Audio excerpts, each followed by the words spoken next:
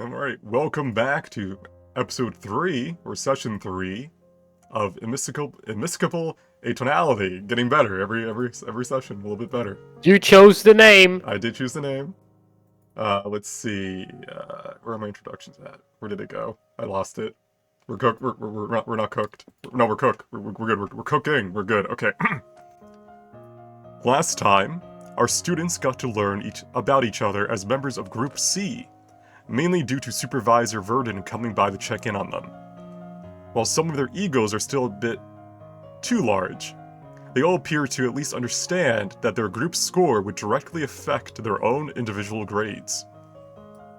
Afterwards, starting from the second day of the week, Verto, the party finally started to attend their first classes. From abjuration to divination, the lessons were full of interesting factoids and spell formulas. Already their homework included going over the circles of magic for cantrips such as Rensu's Tether, Spare the Dying, and Guidance, with only more to come to be sure. We return to their first class on Ether Day, the 5th of Golden Leaf, as their teacher clears his throat to get their attention.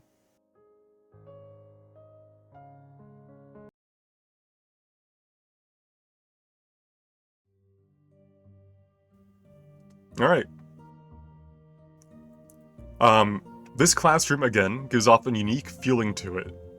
Half of it appears to be some sort of dungeon of sorts, hooked up with floating cages and reinforced stone flooring. Several desks face these cages instead of the teacher's desk, although you can already see a floating see-through blackboard there as well, before the cages. Your teacher sits at his desk, watching each and every student as you enter the room. He gives you all a nod as you move across the room to your desk of your choice, gives you a little bit to get settled in, and then clears his throat. Welcome to Enchantment 101. I am your teacher, Lysander Weaver, or Mr. Weaver to you all. I will teach you what to expect from enchantment, both how to cast it and how to resist it. Now then, who wants to start us off with what is enchantment magic?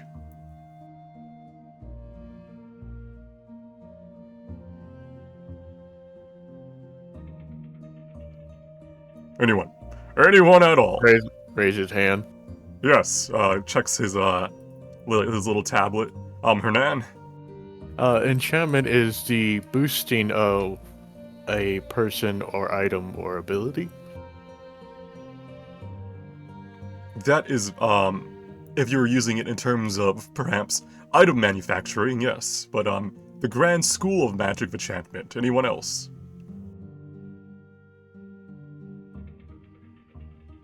That would have been my answer. Morgan raises her hand.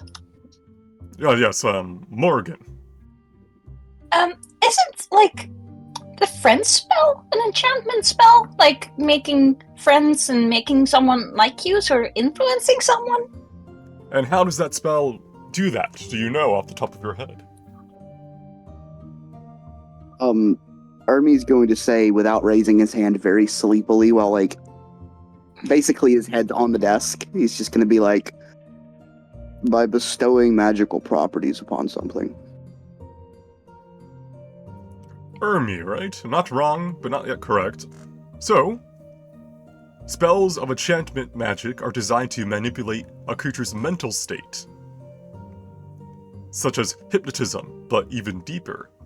The enchantment you're thinking of is a wordplay of enchanting magical properties onto a weapon or item, but the school of enchantment is more about mental magic. So now that you know what the basics of enchantment is, what do you think the limit of enchantment magic is? How far can it go?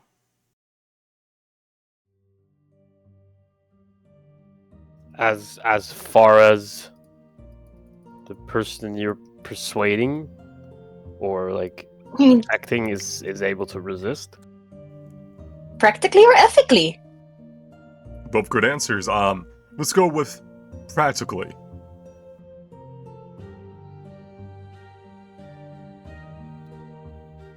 In a practical sense, how far can you go? Surely you cannot sway someone to do something entirely against their will or character. Weaver looks at you. He doesn't say anything, but he's just a little smile in the corner of his mouth. Isn't that why it's a dangerous school of magic? Because you can? Very good. And while it is indeed a dangerous school of magic, all schools of magic are dangerous and useful in their own ways. For enchantment magic, though, we can go to the point where we completely change who a person is at their core, or even cause them to die by thinking something is real, or from a mere command. The most powerful of mages and magi can merely kill someone with the word of death.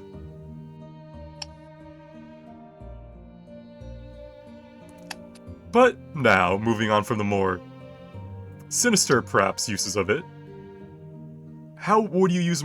How might enchantment magic be used to perhaps settle a dispute without violence?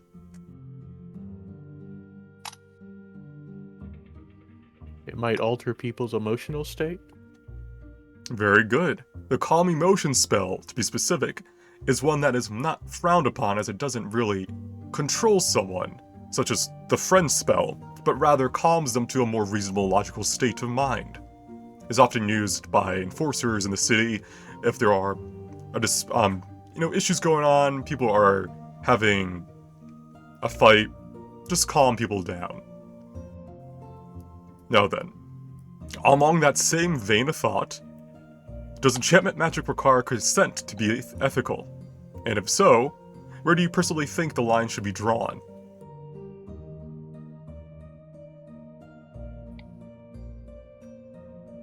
Kel raises his hand and says, if someone's life is in danger, it should be probably used. But if, otherwise, probably not.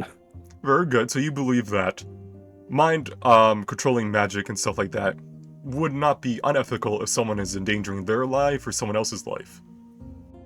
Not said, slowly hoping he is correct. Okay. We don't need magic to get people to change their minds, though. I mean, we use a lot of propaganda and advertising and persuasive chats to make people do things we want. Why is it different using magic rather than silver tongues? Indeed. One could argue that by using magic, you are forcing someone to change rather than using persuasion or a gilded tongue, perhaps. You're giving them no say in the matter.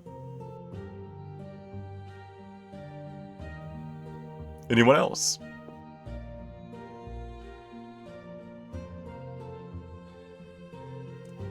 Alright. Seeing that no one's responding, he'll nod himself and say,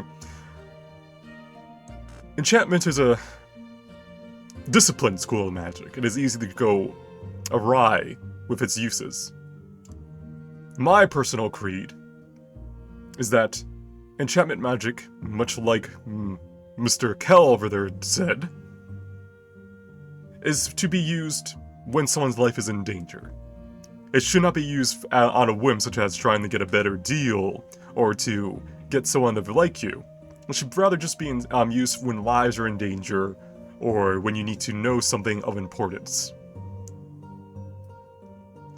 He'll look at his wrist and he nods to himself. It appears our time is up. For your homework, I want you all to think about how one can go about defending themselves from enchantment magic. Open-ended, at least 2 pages long, and we will discuss our answers in a forum next class. He then stands up, picks up his briefcase, and is the first one to leave the room. As soon as he crosses the border of the threshold of the room, the bell to end class chimes. Weaver, more like lever. Nice. Wow. Alright, that was your final class for this day. So if there's any RP you want to do, now's the time. Staked cardboard. No, I don't like Jess. Morgan will move past, leave the room by Jess and Amber and try to, not talk to them as she's, uncomfortable now. They're the mean girls. Yeah, Jess will give you that little sassy little bye-bye. Like a little wave. She will wave back. Bye! Nice to meet you! And then sort of not speed walk, but find Lily and walk out together. Power and people. You're so fast. Oh my god. Oh my god. Alright, the cardboard cutout follows. Hermie is asleep. Oh no. Oh no. Okay, and Asteris just doesn't care, he doesn't even care about Ermi. He's like, oh, he'll find his way, leaves the class. Does anyone notice Ermi's asleep and want to carry him, or just little tiny... Yeah, Kel will go down there and pick him up and gently place him in his bag if he consents. I mean, he can't consent. He's passed out.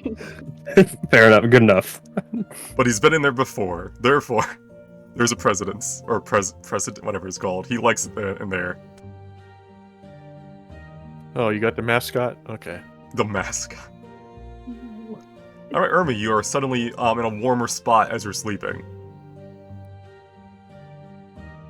He's gonna wake up and look around and not say anything.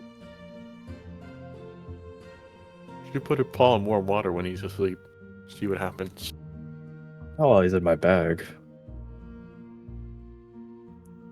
Asteris, is there anything you wish to do with the characters in this room, or are you just kind of vibing? Oh, I was just sort of like vibing. Alright. As you're all leaving class, Aaron doesn't really talk to you or anything, just kind of stares and goes in the opposite direction, holding her books. As we're walking, Ermi's gonna wake up and look at Kel and just be like, do you ever miss home? Sometimes. I miss the people more than the actual places we lived, but I do miss them a lot. What about you? Ermi's gonna look outside at the snow and just be like, I need to get into some snow. Are any of these windows open? They're like those tall... Oh, you gotta throw him out?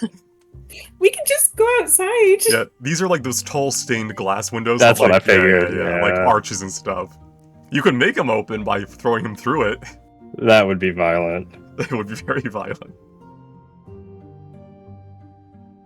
Do you want to go outside and play in the snow? I want to hunt. Please Oh, don't well- hunt me. I just Oh. got a bunch of candy from this vending machine. Do you want some of that instead? Is any of it protein filled? He is strictly carnivorous. I don't think so. Sure. Yay! How's this? They're Jerky or He's something? gonna look very strangely at it and just be like, I guess I'll take it. Sniffs it. pretty much imagine Oh, yeah. chocolate covered jerky, but the chocolate's edible by carnivore based creatures. It's not actual chocolate, but it tastes like chocolate. Darn. He could have died. So weird. Yeah, no, just go outside, why don't you?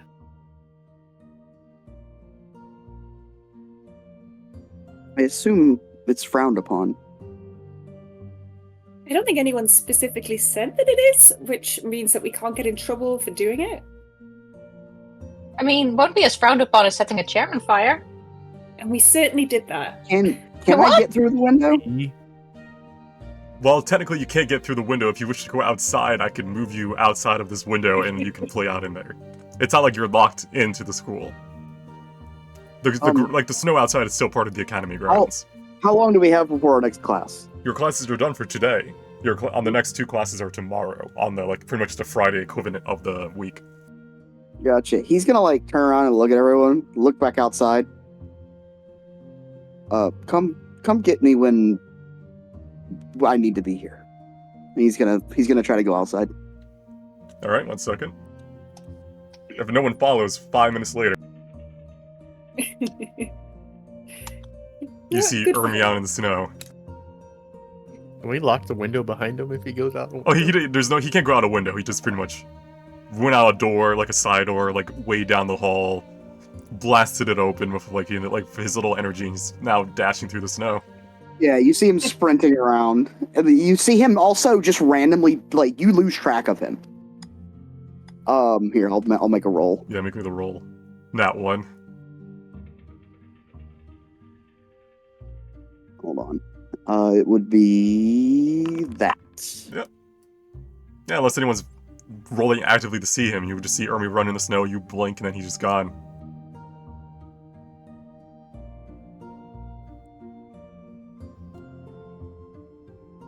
Well, we need a new teammate.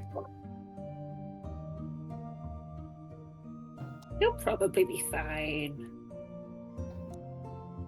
Who even taught him the skills to enter the academy? Probably I mean- a magical squirrel. The idea of the academy is that you shouldn't really have that many skills yet, but a lot of us are from families where they kind of teach you anyway. Roll. You can roll history or something. Indeed, you If can. you If wanna- you wish to know more about his family, I think you rolled initially, but I don't know if you got too high, Asterius. Still don't know shit. Cal, you probably would have heard of his family a little bit more. This I forget. Your family's not recent, right? Ermi is like they've been around for a little while. Yeah, they're natives basically. Right. So they've never gone into obscurity. Yeah, no, they're natives. Okay. So They're Jeremiah. the native Parvin population up north. Yeah, so Jeremiah and Kel, you both would know that Ermi's family, which their last name was Did you give me a family name? I think I gave you a tribal name. I can't quite remember because I've got brain fog from having the flu this week. Okay, well, for now, I'll just say his family has been around for a while. They are mainly a combination of artificers and hunters. Specifically, they are people who usually travel the blinding gales and stuff like that, seeking out materials for research and development of new magical items. They are efficient at what they do. Some of them are more stationary, but most of them are seasonal travelers. They go around, they find goods to bring them back, they do research, and vice versa.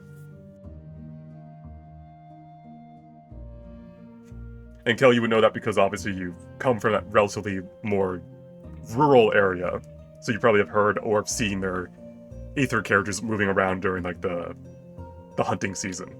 Yeah, I'm sure we would have run across them. And Jeremiah, that's pretty much what you would know about their family as well. You know, that's what they do. They've been around for quite a while at least, because, you know, it's There's a name. not a lot of us. Yeah.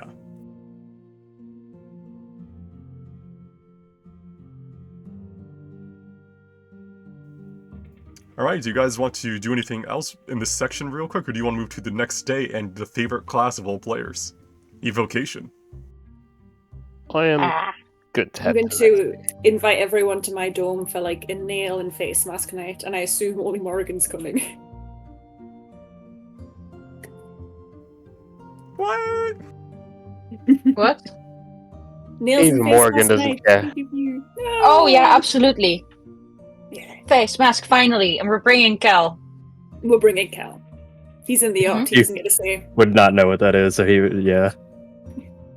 He's expecting food, and they're like just doing his nails. It's just like looks at the tiny cucumbers that go in his eyes and like, do I eat this? This is a really weird tiny snack. Yeah, he would be like doing like tribal, trying to like mimic his tribal markings on his face. Aw. No.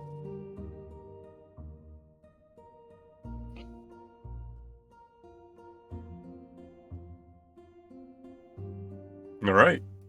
After your little session of, you know, putting on, you know, face masks and, you know, kind of vibing like that, it is now the last day of the week for classes.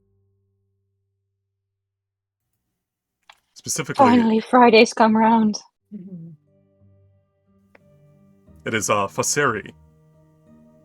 And that's the day of the week. You're currently walking through like these little. I wouldn't like. It's not like a. As you saw from divination classes, there's a lot of like little side paths going throughout the academy that are open to the wind and the snow because obviously even though it's obviously cold out there and stuff, people like snow. It's part of the lifestyle, especially this high up on the White Peak, where the academy is located. And so there's little tiny gardens of evergreen trees and stuff like that that are still snow covered. And as you're walking through this, you're trying to find your way to evocation. So from like gameplay wise, obviously Yeah. we're not doing everything and like whatever. But would this week have been considered a chill way to get used to school life, or would it actually be quite demanding with a lot of classes, long days? Like, what's the vibe? Your classes are just the two per day so far to get you acclimated to the actual course lessons. It'll get a little bit more tense as the weeks go on, but this is like your introductionary week. Alright. A lot of your time is not spent in the actual classroom, it's spent on reviewing the lesson plans and studying spells. So you know like how wizards have to spend like 8 hours a night pretty much going over their spells to prepare spells? It's kind of like that is what a lot of your time is done. Like what a lot of your time is spent on is like, oh, you went to class, review this for next class, and you spend like an hour or two reviewing spell formulas, you know, doing some basic like practice and stuff like that. Cool.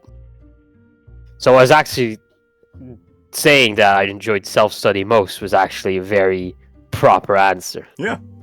Nice. Mhm. Alright, good luck finding your vocation. What's on this tree? Hmm? Is that a bird? On the tree? Oh, I can't click. I'm zooming on in. I don't know. I don't think I placed it on purpose. Who's What's he? the warp? What's the warp wisp? Ah! So, the Warp Wisp is how you'll eventually be getting around the Academy faster. It allows for short, 500-foot long teleportation, essentially. The cardboard cutout of Dahlia will drag Ermi along.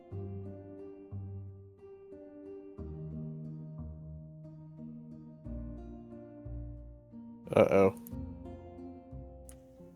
Alright, pick your favorite seats.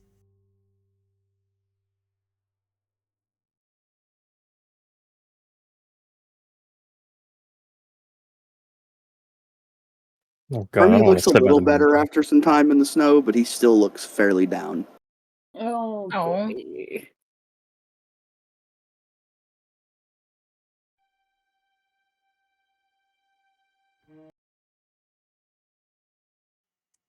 Do I have any good music for this class? Let me go look through my... Jeez, is that a battlefield to the south? What the fuck? Don't worry about it! What? What?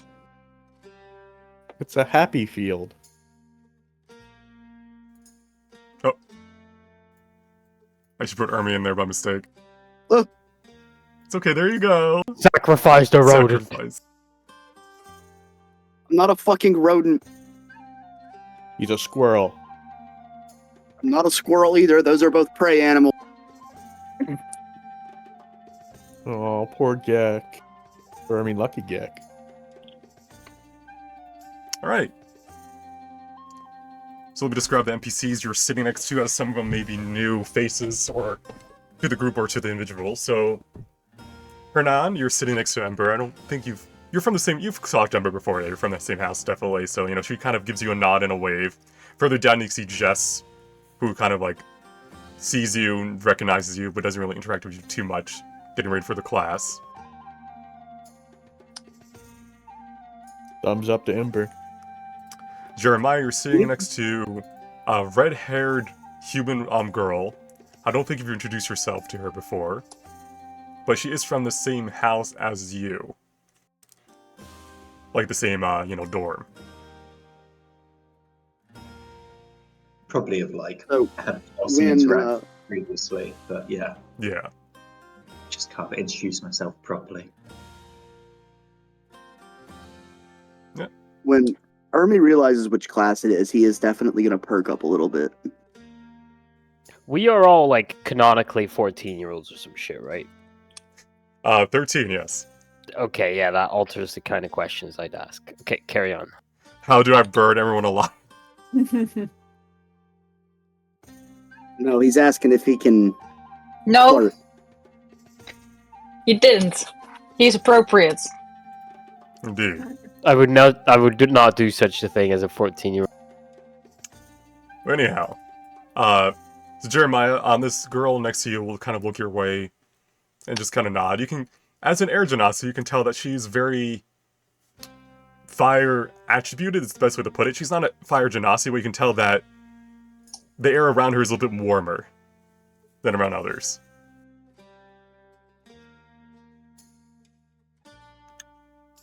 Philia, I see that you're sitting next to Fafel, the a member of the blonde hair club, Damn right.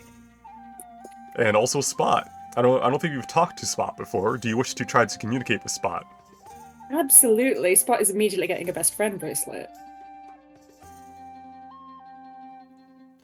All right, so do you just kind of like hold it in front of him and wait for his eyes to look at them, or how do you interact with Spot?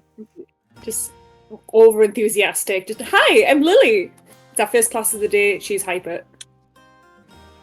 He'll look at the friendship bracelet and then look at you. Hey, I'm Spot. Hi, this is for you. Oh no, I'm good. Sorry, I don't wear Oh. anything that jingles or moves around a lot. Oh, okay, that's fine. Yeah, I very sadly put it back on my wrist. Yeah. It's nice to meet you. Yeah, nice to meet you too. And he'll turn his eyes back to the class, getting ready for it. Oh, okay. Yeah, we gotta focus. We gotta.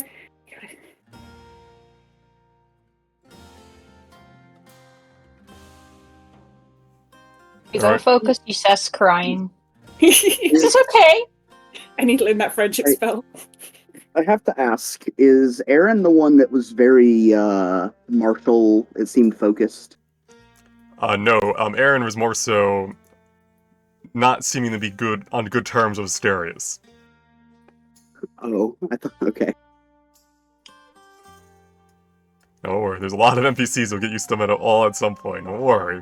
I am sat next to Gene, and I feel like he was discussed earlier. Isn't he someone's like sibling or some shit? He is the twin sibling of Jess. Ah, good. And some of you, I don't know if it was your character specifically, but some characters know that the Shadow Main family has a lot of kids, and they all fight for pretty much their right to inherit the family. Not as many as the Arels, but a decent amount.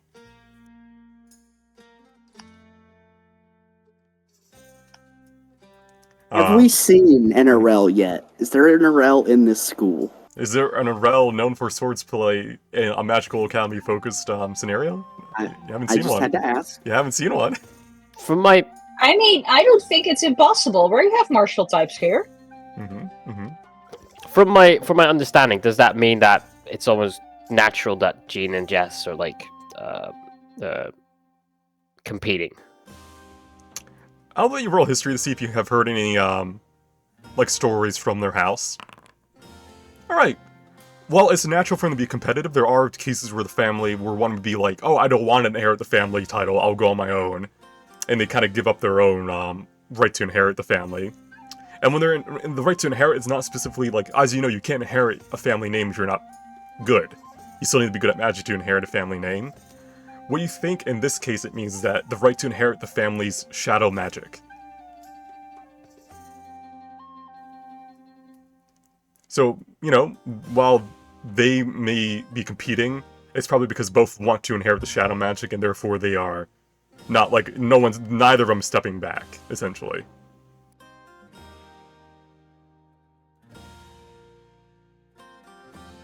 Interesting. Okay, cool. Kel, you're sitting next to the Dragonborn from your house, who you may have learned her name from passing. She's Sen. As you sit down, she'll kind of notice you, nod, respectfully. But unlike Nora, she's not antisocial, but she's definitely not verbal as much as others are. Yeah, I would probably sense that, and Kel would just give a big smile and nod back to her. All right, and then behind you see Nora kind of holding some papers in front of her, kind of sometimes looking in your direction. I want to spare this child from her torment. I don't want her to flunk out. You could keep it going. You could keep it going. You could double down. All right, I'll roll and see if I notice that she's holding the papers. All right, About that. Play it fair. Yeah, sure. Roll perception. She is behind you.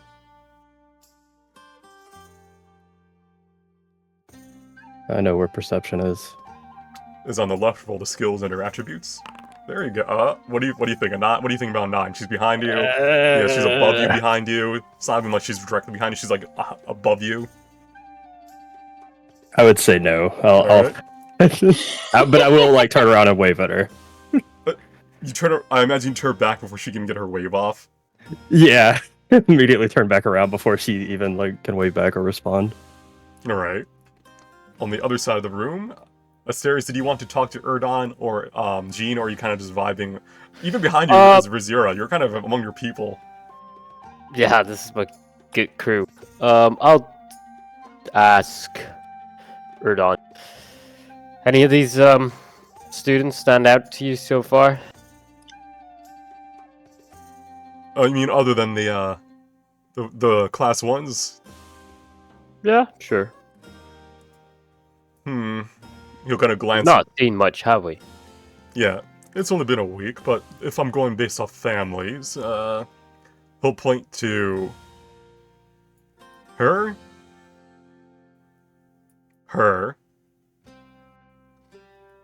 and then I think there's also...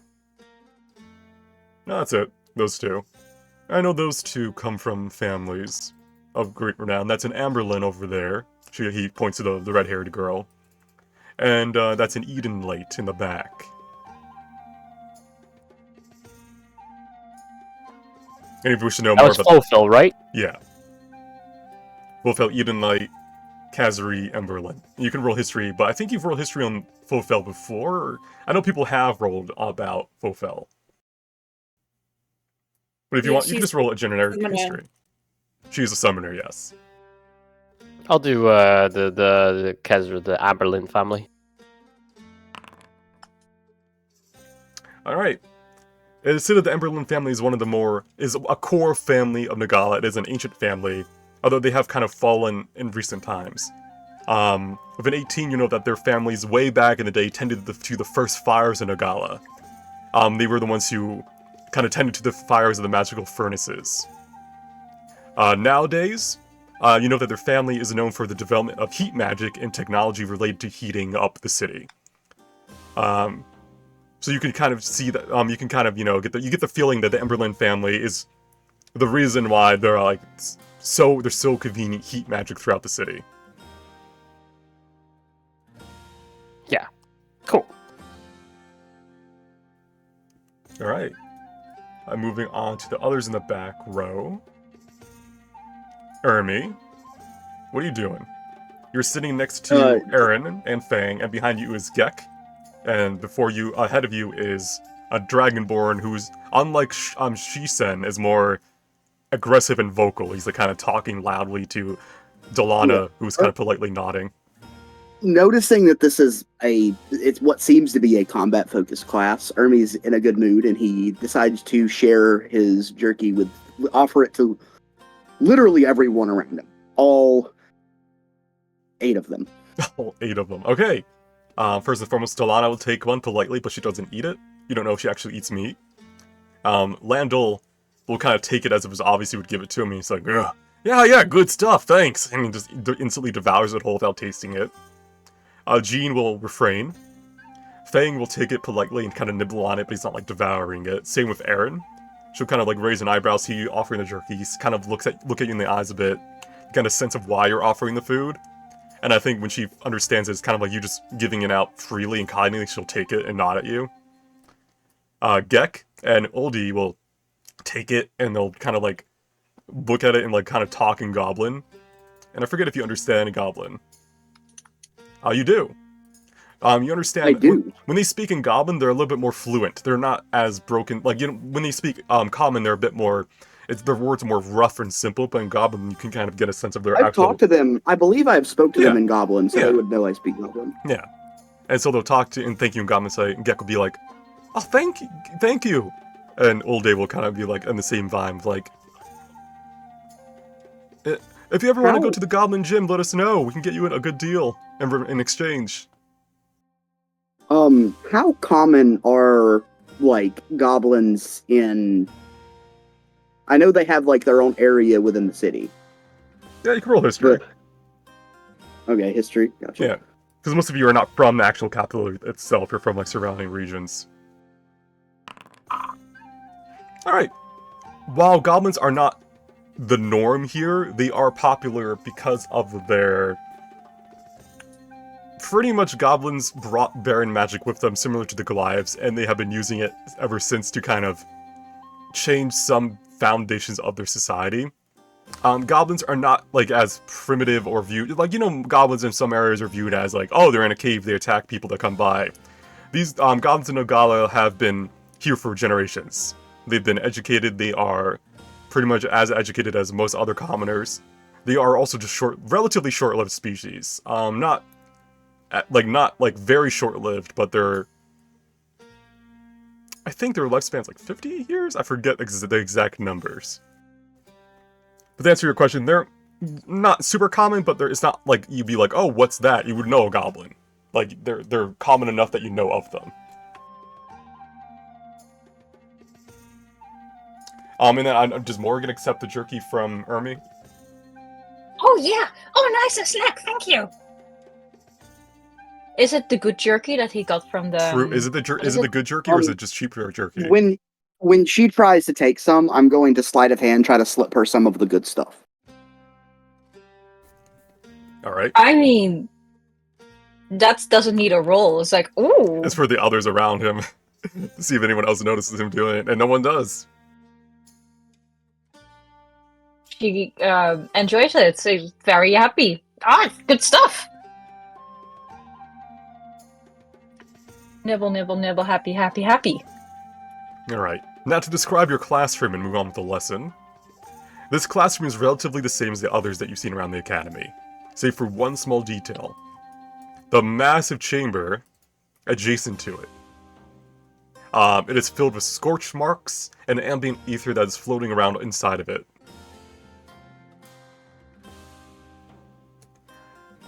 Your teacher is sitting behind her desk with her silver hair with rainbow highlights put up in a messy bun.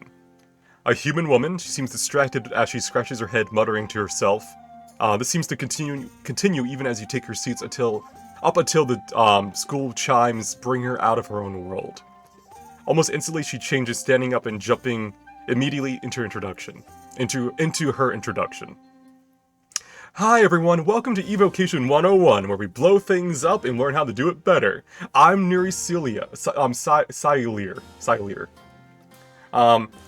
First off, who could tell me what evocation magic is? Raise his hand. Yes, you. It's manipulation of energy. Correct.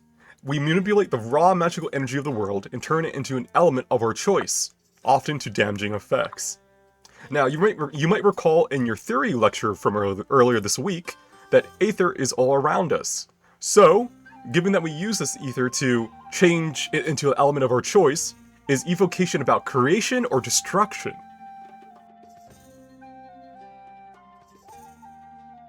Why not both? Yeah, Kel was gonna raise his hand and say both.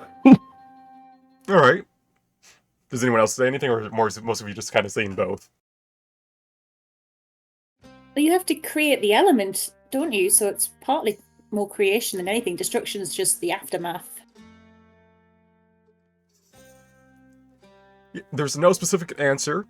Some argue that you're creating something to then destroy something else. Others might say that you're returning ether to its base form when you kill or destroy something else. For instance, if I die, my ambient ether will dissipate throughout the area. So morbid. Yeah. So, are you ever truly destroying something, or are we merely misplacing or displacing things with our spells?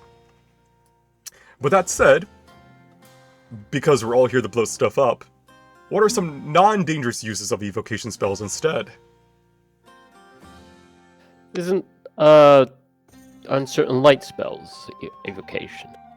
Such as? Dancing lights. She'll nod. Anyone else?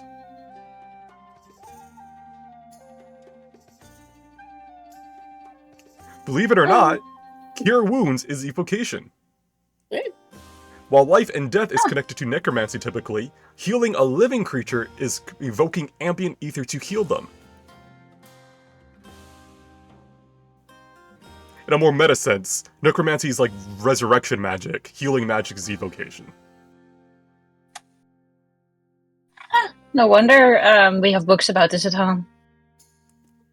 Now then, what is the importance of understanding What is the importance of understanding the components of a spell, especially an invocation spell when casting it? Again, what is the importance of understanding the components of a spell? Are you talking the literal components required to cast? So say, we usually don't use these in games, but you need Yes. to have a small twig, Like- and, Yes, the ashes from a fucking furnace. or Yes, the whatever. components. And if you say that slightly in character 2, she'll respond the same way. I mean- Do these components link to the elements? She'll wait to see if anyone else answers, gives an answer, but if no one else does, she'll nod and say, indeed. The wrong component might cause a spell not to activate, or with evocation magic, explode in your face. Specific items are used to cast specific spells. If you change the component, you may change the entire spell or cause it not even to work. And when you're casting evocation magic such as Fireball, we want it to go where we want it to go instead of freely explode when you're casting it. That has happened before in the past, often to devastating effects. But surely that's also how how these spells were created or found, or Indeed, magic is a gotta be living some science. trial and error involved. It's always trial and error based. Trying new components is something that I do recommend, but not in the first year courses, especially when your warding magic's still being taught. Now then, she'll motion behind her to the massive chamber, protected by a powerful abjuration ward. While I'm sure you're all eager to get in there and start blasting, we have to focus on theory just for today first. Okay? On page 153 of your textbooks will be a formula of the most basic yet potent evocation magics. Firebolt. Please review that formula, but do not practice it ahead of time. We'll all be doing so in the safety of the blasting chamber next week.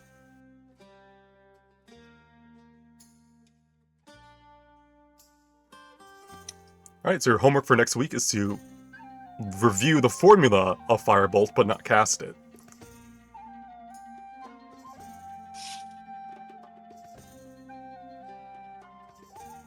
Yeah, isn't sulfur and stuff part of the spell? Yeah, exactly. Mm-hmm. Ermi is going to ask if casting aids are allowed. There are some courses that allow it, specifically those that were, such as the dueling cubes. But for learning the spell, no. No use of external wands or devices to help you cast the magic.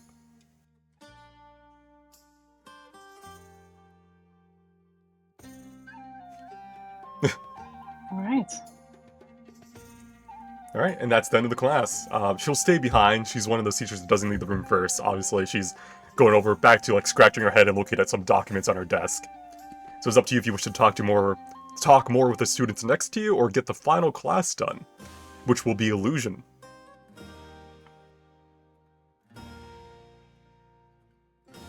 I looked at Ember. I'm guessing you're pretty talented with fire magic. What makes you say that?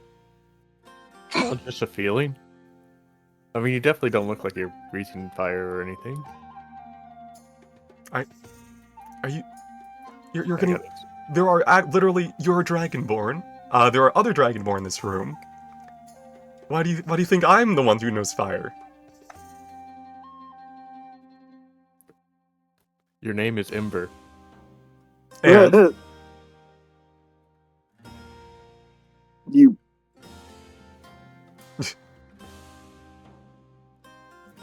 I'll have you know, my magic is more related to force. Thank you very much. Uh-huh. Racial profiling. Her name is literally fucking Ember. Ember. Alright, anyone else?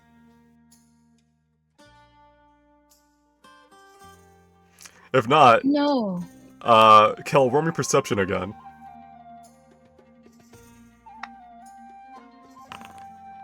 Alright. As you stand up, you're probably doing that thing where you stand up, you turn around, you say goodbye to Shiva and Shisha, and then as you turn, you see Nora, kind of sitting there, looking at you, holding papers in her hands. Oh, good. I forgot to get those back from you. Thank you. And he'll reach out to take the papers. She'll nod and hand them over to you. I- Visible relief. Check if she's written down her like tablet number in there. Ooh. No tablet number, but again, these are very cared for notes. Oh, thank you. Again, these look cleaner than when I gave them to you. That's amazing. It's not much. Maybe after illusion class. And then I'm just imagining her with two fingers together looking down. it's less than two fingers, more so like literally like jittering and like scared, like that, like shaking of like a chihuahua almost. Kel will just reach out his hand and say, I don't think we formally introduced. I'm Kel. Nora? She does not go without shake your hand. Obviously we know it's not because she doesn't want to, it's because she's physically unable to currently. But as you're looking at her, I think you notice that her notes for this class are empty. Oh, I just write down on her notebook what we were supposed to study, which was page 153, Firebolt. It's like, I think you could just get away with studying that. That's what I wrote down. Oh, okay. Looks at this like big like 153. Don't try to cast it though. Or did she say do cast it? I'm gonna go with don't cast it. She'll nod like, oh, okay, no cast, no cast. All right, have a good day. All right, I imagine you're halfway out of the room before she can even start saying you too, and then you're already gone. Boop, gone. All right, Hermes, he ran over to Kel. He's just being nosy. Okay. Now then, let me load up the next and final class before the weekend. Good lord, all the fucking maps. All around me are familiar faces. Does this mean it's Friday? Really It looking is forward Friday. to never going back to these classrooms. Are we going to get down on Friday? No. We're too young to do that. Pretty sure Rebecca Black was too when she made the song too, which makes it even worse.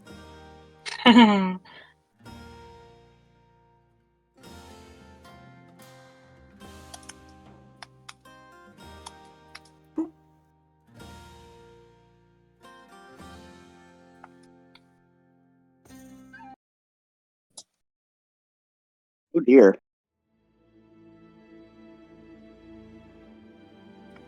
That's an interesting I Google. Do you think it makes sense that they teach fire magic as the start in evocation? Like, I feel like maybe something like water or less harmful, or... Nah, fire's really easy. Do you think I'm going to get in trouble for already casting Firebolt when she said we're not supposed to cast it? Or is it like one of those I didn't know the rules yet, so it's fine? I mean, The cardboard, you didn't yeah. set anything on fire. The cardboard cutout Yeah, Dahlia did you? turns towards you and says, technically we're not supposed to know spells before we come to the academy. True. So we'll all be quiet about all of the spells we definitely don't know, I'm right? telling Dahlia the cardboard floats away. Firebolt.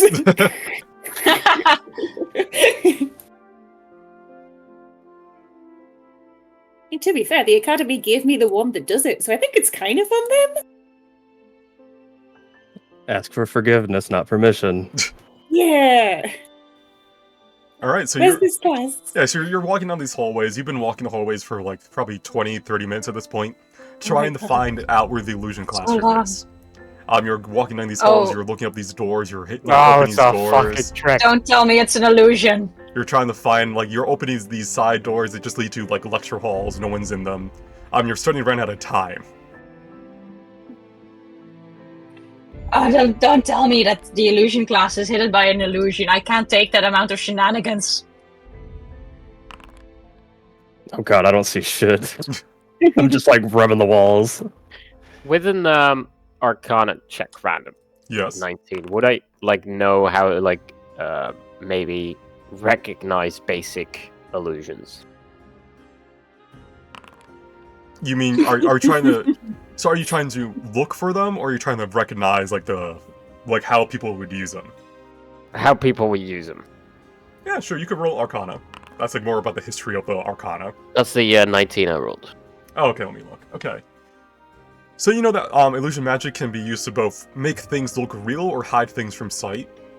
Most illusion magic, though, except for high-level illusion magic, is broken by touch. Something may look real until you touch it, and then it'll become more, it'll become your brain will recognize, wait a second, this hat isn't here, I can't feel the hat. So Yeah. you could You try... guys see- I'll relay that to the group and be like, if we are being tricked and it's somewhere, then touch will nullify the effect. While you're saying that, you see Ermi already just running up and down the hallway, putting his hand on the wall. He was already before you even said that. All right, Ermi. Keep going. I'll tell you when to stop. I've already made 2 laps. I know, but just keep going. Use both For hands. funsies. You see Ermi kind of fall through a painting and disappear. Oh my god. So to you guys, it just looks like he phased through reality of the wall. What is the painting of? It is a painting of what appears to be some sort of graveyard of sorts. It has that vibe to it. There's no real graves, but there's a lot of dead trees that are kind of eerily swaying. A lot of fog covering the ground inside the portrait as it moves and sways. Poke my head back out. Well, as Ermi looks back at the exit, you kind of see Ermi appear in the portrait for a bit, until he kind of pokes his head out through the portrait. Well, I guess we found it. Just wait. Ah, well.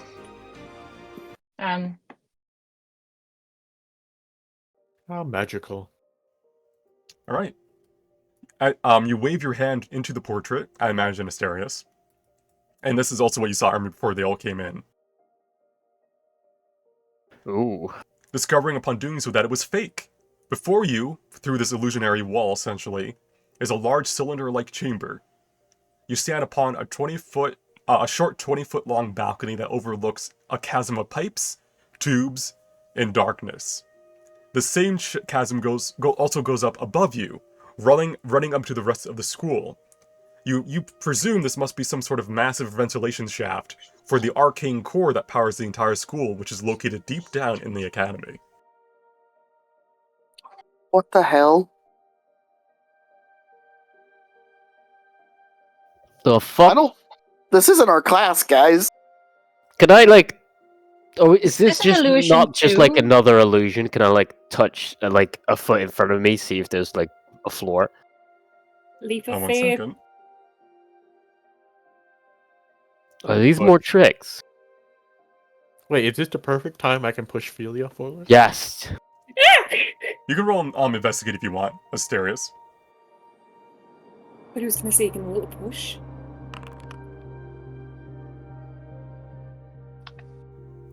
Alright. As you step out into the void, despite all your 5 senses telling you that nothing's there,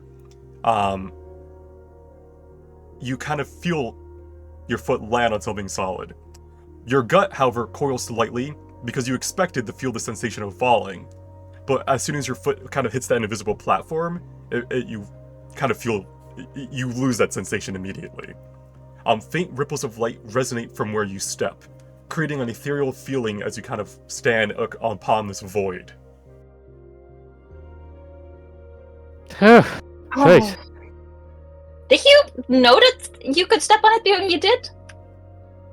No. Morgan, hold my hand. Oh, yes, they will hold hands. Ermi is going to look at it, look at you guys, and he's going to take a running jump across this gap. Alright, let me look at your, You can easily make 15 feet without any rolls. You kind of leap into the air. You probably land in the middle How do you react when you're... No, can I roll to try to make it the whole way? I don't think you can jump a 30-foot gap. Damn. Yeah. He's just gonna jump again immediately. Like you do the Looney Tunes thing where you're like, no, I didn't recognize that as ground, therefore... Yep. Okay.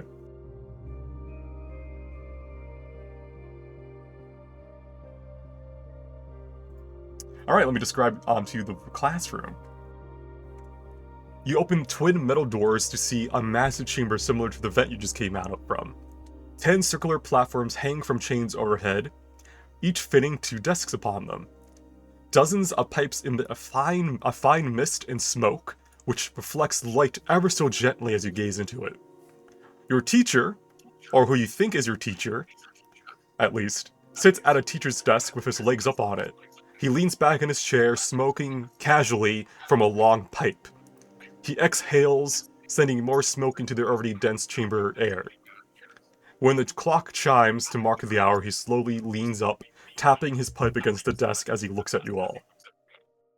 We're getting the slightest bit of feedback from you, Briggs. Yeah, Oh, sorry. Yo, Forgot to mute my mic. you're all good. Alright, so everyone take your seats. And then I'll put... How much of this room do we suspect is just illusionary? You can roll investigate, if you wish to know exactly, but the exact amount may be hard to find out. This is not illusion, for the most part. Everything, the floating chandeliers and stuff, these are real. They designed the classrooms like this.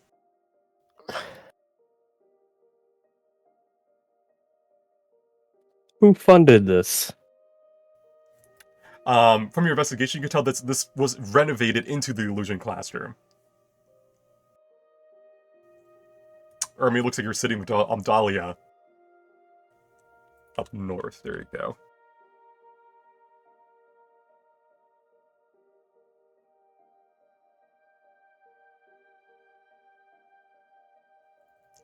Alright, as the class starts, he stands up, he's cleared out his pipe. Welcome to Illusion 101. The school of magic where nothing you see is real until it is. I'm your teacher. I'm Thalian Mantle. Let's get this over with, alright. Basic questions, alright. He'll look through like a couple papers on his desk. What is illusion magic? He'll kind of read from his book and then look up at you all. Do we have the same book? No. Nah. Sorry, I meant like his documents more so than an actual book. Go for it, go. To make things appear like something it isn't, and to fool the senses? Sure. Smokes and mirrors. Illusion magic, we're often concerned with manipulating the senses of people and creatures, the 5 senses tricked so much that it becomes reality. You saw the entrance to the room. You all managed to get in somehow. You can make something look or feel so real that it becomes real to those looking at it. Brandon. Yeah. Are we obviously missing some people in class who maybe didn't find it? No, everyone, at least from what you can see, all the chairs are filled. Okay, just curious. Thank you. Yeah, all the chairs are filled.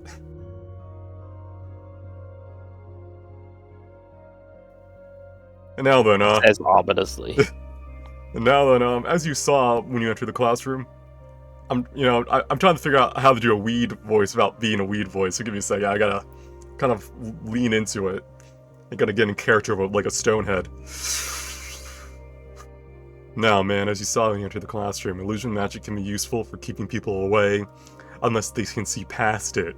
With that in mind, what do you think are some other ways illusion magic can be used defensively? I mean, by making it seem like you're not in the place where you are? Okay, anyone else?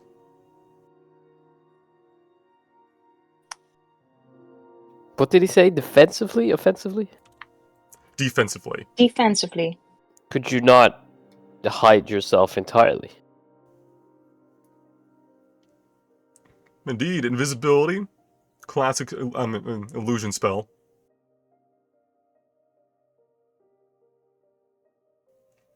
Anyone else?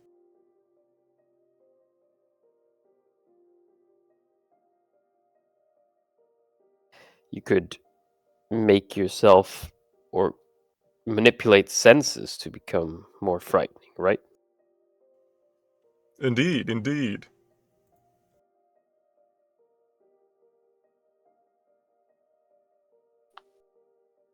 Hmm.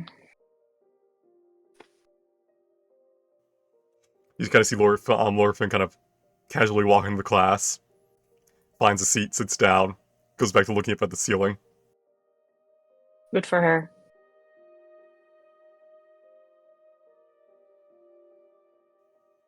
Now then, I'm on the same line of thought. Let's see here. What's my lesson plan? Oh yeah. How might you use illusion magic to avoid combat or distract an enemy? Specifically, what spells?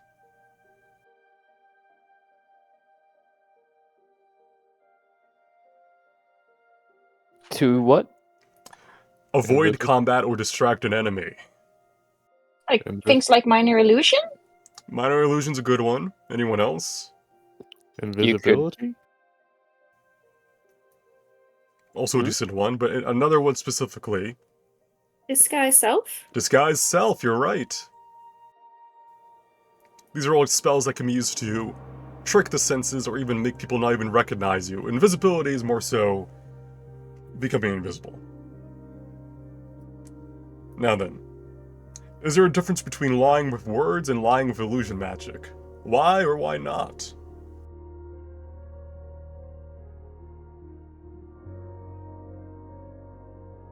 No, they're all just the same kind. I think it's just lie either way. So whether you're doing it with magic or you're just doing it without, it's the same intention. Same intention, but with illusion magic, you can make them think your lie is real. With all 5 senses, not just your words. Does the ability to convincingly lie and to cast illusion magic stem from the same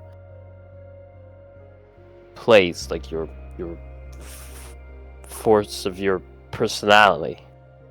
Depending on how you cast the magic, it can. It's how bards and sorcerers cast their magic.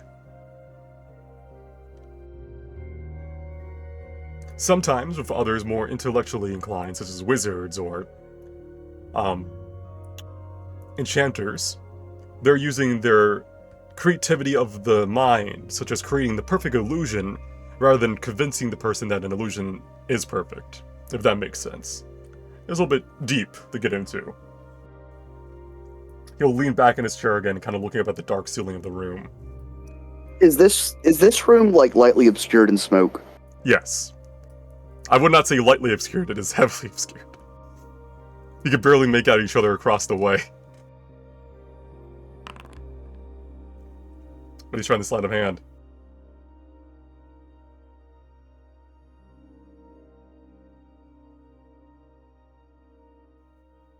Ermi, what are you doing with that sleight of hand check? Are you handing jerky to That was meant to be a stealth check. He is hiding, and he is going to just wander around the classroom. Okay. Illusions are dangerous and useful. We can even trick ourselves that if we try hard enough. Now then, no homework or anything for you guys this week. Just think, focus on your senses, what you think is real, and then answer this question to yourself.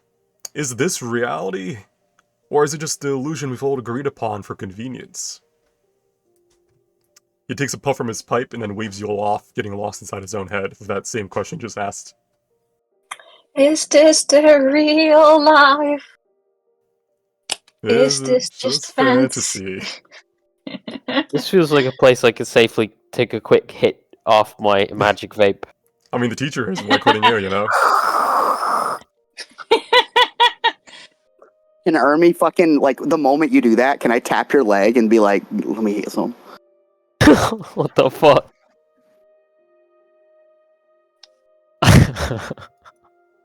It Just- feels yeah. unethical to pass vape to an animal. Yeah, as like Jess is getting ready to leave the classroom, she'll see Ermi kind of run up to you and then look at your stares and kind of say, "You keep strange company."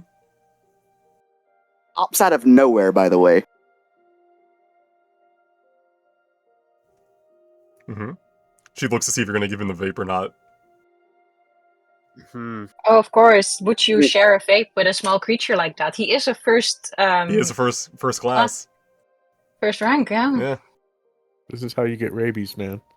I generally don't really share these kind of things. Okay, it's not like notes or a pen. He's gonna shrug and he's gonna try to sneak up to the teacher's desk. Good luck, buddy. The teacher's kind of like looking up at the ceiling, smoking his pipe, and then without even looking at you, says, "Can I help you?"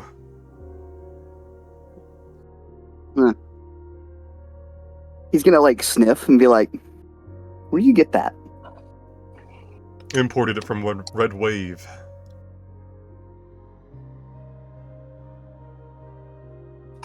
You got any to pawn off? Buying drugs from the teachers? That's brave. In front of the whole class. Come back once you graduate, and then I'll give you some. He's technically an adult. This is why he said you come back when you graduate, not anything else. All right. Anyone else want to talk to their desk mates? Or are you all done? What is Cress? What is what? What is this guy? Oh, he's an Kenku. Oh. He's been watching you and everyone else very actively. I don't know what that is. Yeah, you just know that they're from the Wandering Tribes, probably. That's where they're mostly found.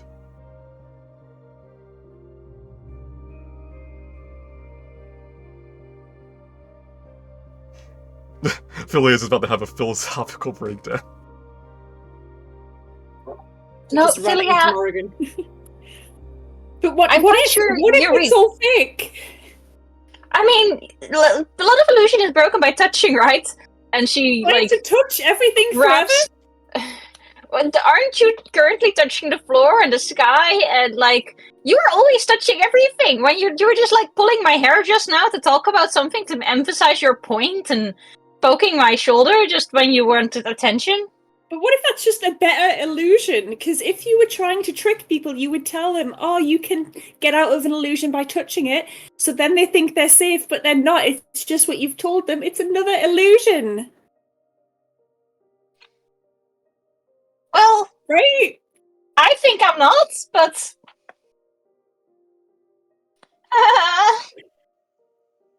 As you both have a mental breakdown.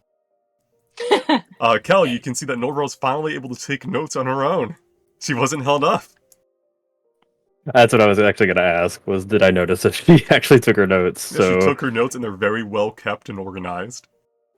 I will just say goodbye and like tell her I hope she has a good day and just keep going. Okay. What a nice guy. Yeah. She'll rather respond. You're already gone in the faded into the mist. Were you ever even there? I do the peace out symbol as I back into the mist. Yeah, it's you just kind of fade out from view, and she's just sitting there squinting, where did he go? Wait, what happened? Is any of this real? Jeremiah, did he wish to talk to you? Ezra, or are you kind of just vibing?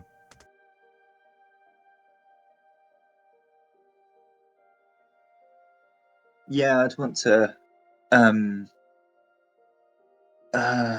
Because what house are they in again? They're in the fire one, right? Yes, Phoenix Flight. Yeah. So what actually are the dorms like in Phoenix Flight? No one I know has really heard much about them. She'll kind of look at you. She was getting her stuff together. Probably wasn't expecting to talk, but as you do, she kind of smiles at you and responds. I guess the best way I could describe it is that it's very warm. We're located down by the Arcane Core. We actually get to look at it through windows, of course. Oh. What does it look like? She'll kind of like think a bit for the best way to describe it. I guess it's separating to two different wings, kind of like a phoenix's like wingspan almost. Oh, I mean the core. Oh, the core. Even from where we are, it's kind of hard to see, but it's a vast, huge crystal. Lots of like pipes and reinforcements going on around it to keep it safe and secure. Well, I'd love to see it sometime. Well, if you ever want to stop by Phoenix Flight, just let me know. You can always use more company down there.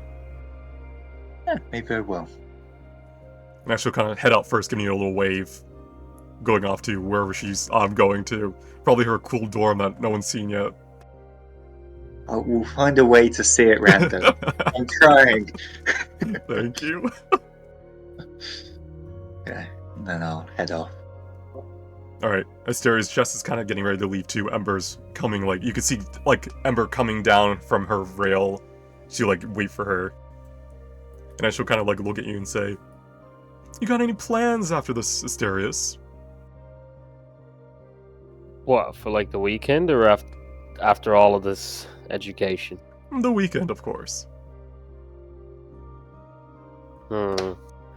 Got some of these spells to study, but I was hoping I'd do some exploring around the place in town. Well then, if we see each other in this in the capital during the weekend, don't be strangers. Or don't be a stranger, more so. Same to you. And then she'll leave with Ember, kind of chatting amongst themselves. Is it logical that she's chilling with Ember? You can roll insight, or how if you want to like see what their vibe is. So you see, you get a feeling that Jess is kind of doing like the Mean Girls thing of having a lackey with Ember. Nice. You know, having like a yes girl essentially.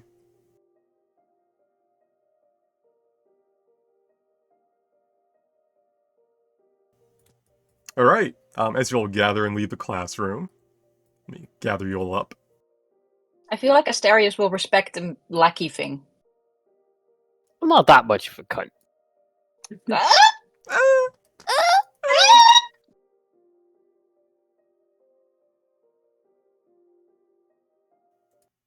All right, let's get ready for the weekend.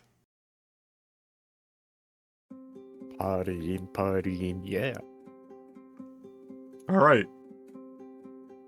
I'm gonna get high on chalky milk. That'll fix the Sugar extension high. side.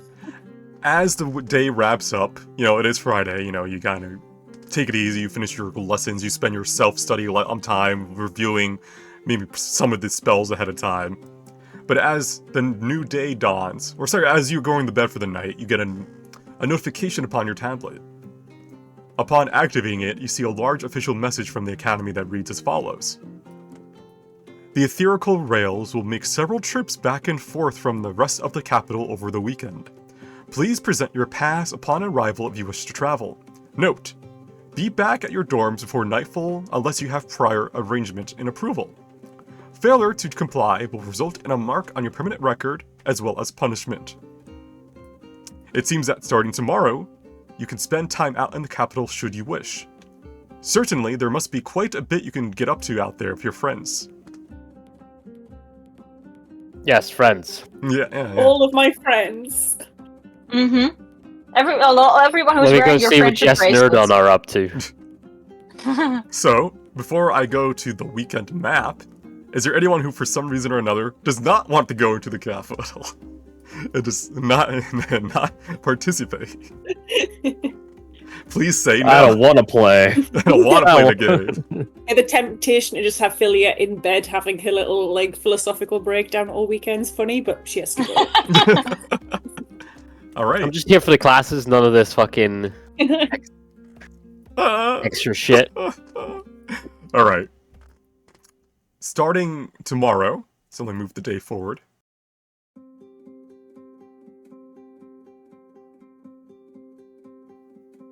It is Unitas Day, which is pretty much the Saturday of the week. As you travel by etherical rail once more, you can finally take in the view of the capital city of Estriel properly. It was a night when you arrived a few days ago, and even though it was lit up by the evocation magical lights and signs, nothing could have prepared you for the sight that unfolds before you. As you know, the capital is built upon a huge mountain known as the White Rise. It spirals upwards around the snowy peak until it stops at the Academy grounds, before going up even further to the Tri-Towers, the Arc Magi. Your descent from the Academy down to the rest of the city is fairly quick, but slow enough that you can see that the city's expanse extends far out before you like a metallic, glowing sea. Spires of metal jut out across various spots, skyscrapers of metal and stone supported by magic. While not as tall of a city as Red Wave, you can still make out the various layers of the city below. Many streets run over others, dividing the capital into 5 layers once one leaves the peak sectors behind. Buildings on the actual mountain range of the White Rise range from the states of the powerful, influential families to more research-based facilities and development sites, as well as colleges ran by the country for education after the academy. You see gusts of wind pick up as snow is blown by your carriage's window, as one of the airships in Nogala roars by at a slow but steady rate, most likely heading out into the blinding gales to deliver goods to somewhere. The etherical rail comes to a stop in the heart of the capital. While not the most expensive of districts, this region seems to have been approved by the Academy for weekend events. It looks safe, with dozens of fellow students already roaming around the square as your carriage kind of pulls up.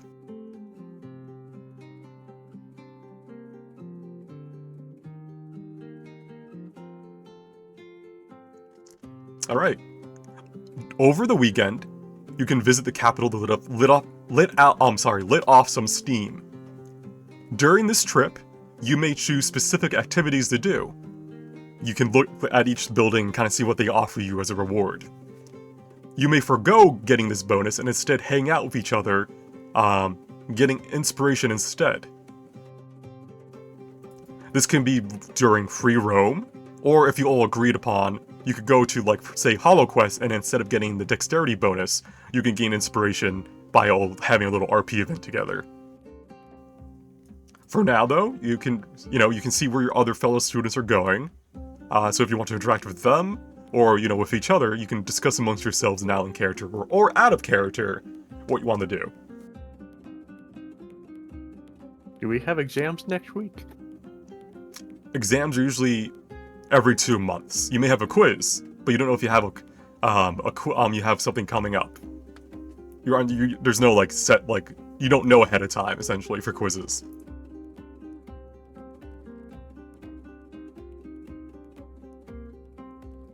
And just to check about these quizzes, you decide what the checks are, right? Well, usually for quizzes or exams, I'll actually just give you a legit quiz with questions based on what you had in course. What the fuck? Yeah. Oh my god. Checks can be used when learning the spells from the classes, though, or for quick time events, essentially like a quick quiz. Official quizzes will be something you could write out, but if you have a question or you don't know it in out of character, you could roll once perhaps to see if you know it in character. It's gonna be a mix of both, though. Some of them will be essentially exams that are written out. Others are gonna be checks you make. Out of character, I think free roam's the best choice, but there's no way we're doing that as a group. I mean, we don't have to stay together, right? You don't have to. The only time you do is if you all want to gain inspiration. Yeah, we all have to free roam together to get inspiration. Correct. Yeah, I don't think RP-wise, we're not doing that. Maybe or we all next have time to we go to the PAX cafe. Cafe. Yeah, you all have to go to either free roam or to a specific place, and forego the other bonus to gain inspiration. Because inspiration is a one and done deal. Once you have it until you use it. So it's also very strong to have. Hell yeah, we splitting up? Do we know when our first excursion's supposed to be? At the end of the month. It is currently pretty much the 7th. On the 28th is your excursion. So you guys missed the sign where it says golem fights. I mean, come on.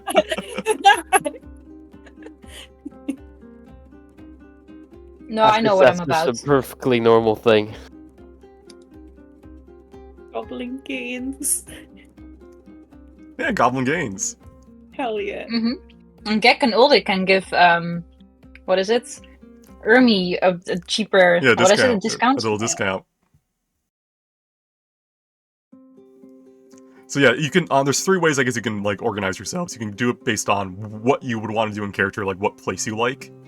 You could do something meta, like I want to have wisdom checks bonus for the whole week, or you could do it based on the characters at the place if you want to get closer to them or kind of hang out with them. Can I just swing by the Goblin Gym to say hello without actually spending the entire weekend there? Is that an option?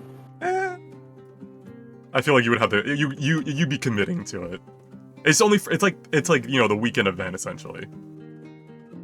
Yeah, I just wanted to swing by and say hello to the people in there because they invited me, but be rude not to go. I'm gonna be real. I'm gonna be honest. If you stop by, they're not gonna let you just leave. You're gonna get peer pressured into working out. These If you goblins put are a goblin gains, you're working on those gains. Yeah. Ermi's fucking tiny, man. Irby's why gonna you take need his even more protein muscle. shake, his Yeah. creatine, and he's gonna get pumped. Gonna get pumped. Protein shakes. You like protein, don't you? You said you're carnivorous. Yeah, carb. It's like have a steak shake. I love that. That sounds miserable. It does, but who knows? Maybe Ermi likes it. I've seen videos of people putting cooked. I've chicken seen breast blended up in their tuna. shit. People drink the Yeah. blended up fucking. Bad. It's bad. Yeah. So is everyone at word? I see that Dahlia is still not back yet. Obviously, she's still a cupboard cut out. But go to where you want to go. She needs to work on her constitution.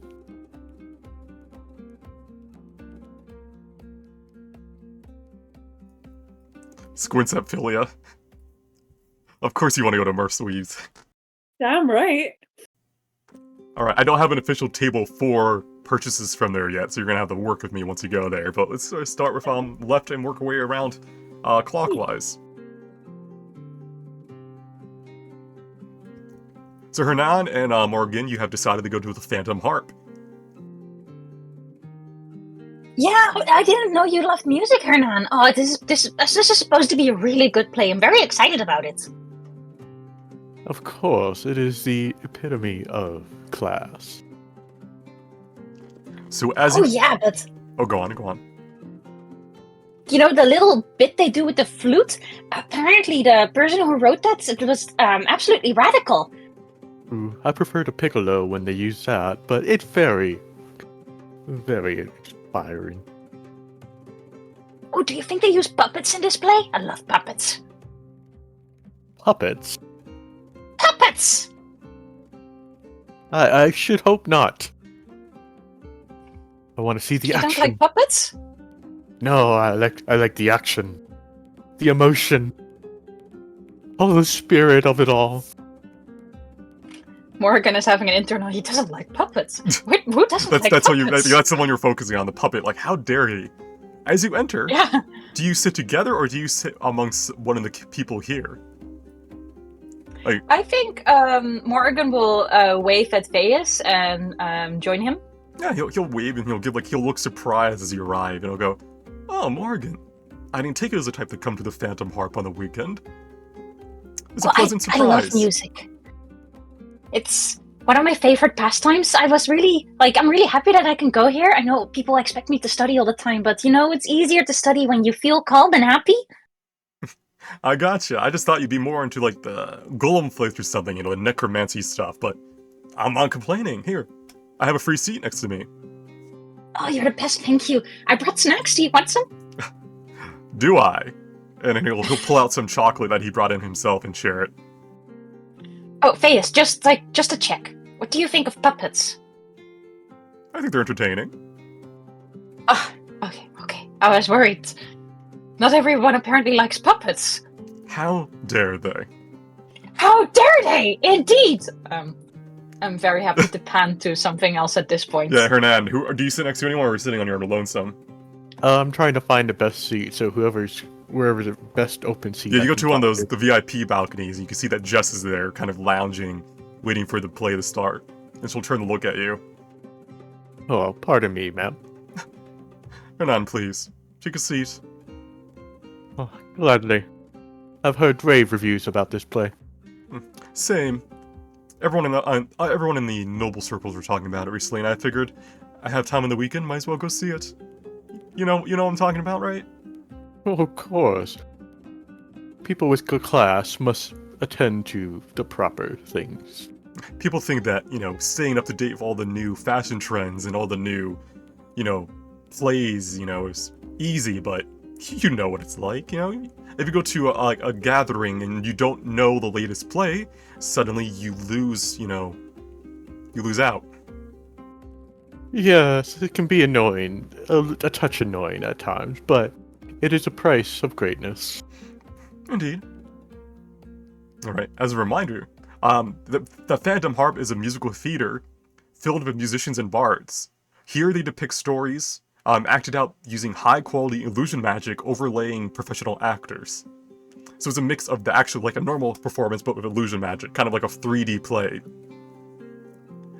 Morgan and Hernan, you have a buff to your wisdom for the week. You gain a bonus 1d4 on all wisdom-related checks you make. This could be survival, perception, or just normal checks in general for like classes and stuff like that.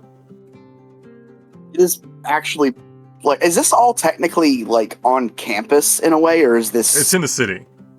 It's a district. Gotcha. They bring you to a district where they've vetted it, so like there's no risk of getting like attacked here. There's enforcers here, protecting you guys. It's basically an extension of the academy. Yes, you can go further into the city, but they want you back by nightfall unless you have already made an agreement ahead of time. Perhaps, people are from the capital, they may have family they're visiting, for instance. Kel and Ermi, you are going to HoloQuest. HoloQuest is a place where citizens can engage in playful combat with each other, or against conjured images of creatures found across the realm. Done so in a more quest and objective-based environment. Quick thinking and movement is required to do well. So like those laser gun, rings and stuff, like we would go and you would shoot each other in the vests. Laser tag? Yeah, laser tag. It's pretty much that, but fantasy. You're fighting goblins or even dragons, but you're like swinging against illusions and moving along like conjured environments. So Ermi and Kel, I imagine do you guys come in together, or you like kind of meet here by accident? You're like, huh? We totally meet there by accident, but Yeah, just run into each other. All right. Do you guys wish to work together as a team, or do you want to try grouping up with one of the other NPCs here to get to know them better? We'd have the tall and small advantage, so I feel like we You should would. work together. You would literally be Groot and definitely. Rocket Raccoon. definitely working as a team. Do we need to roll something to see how well we do?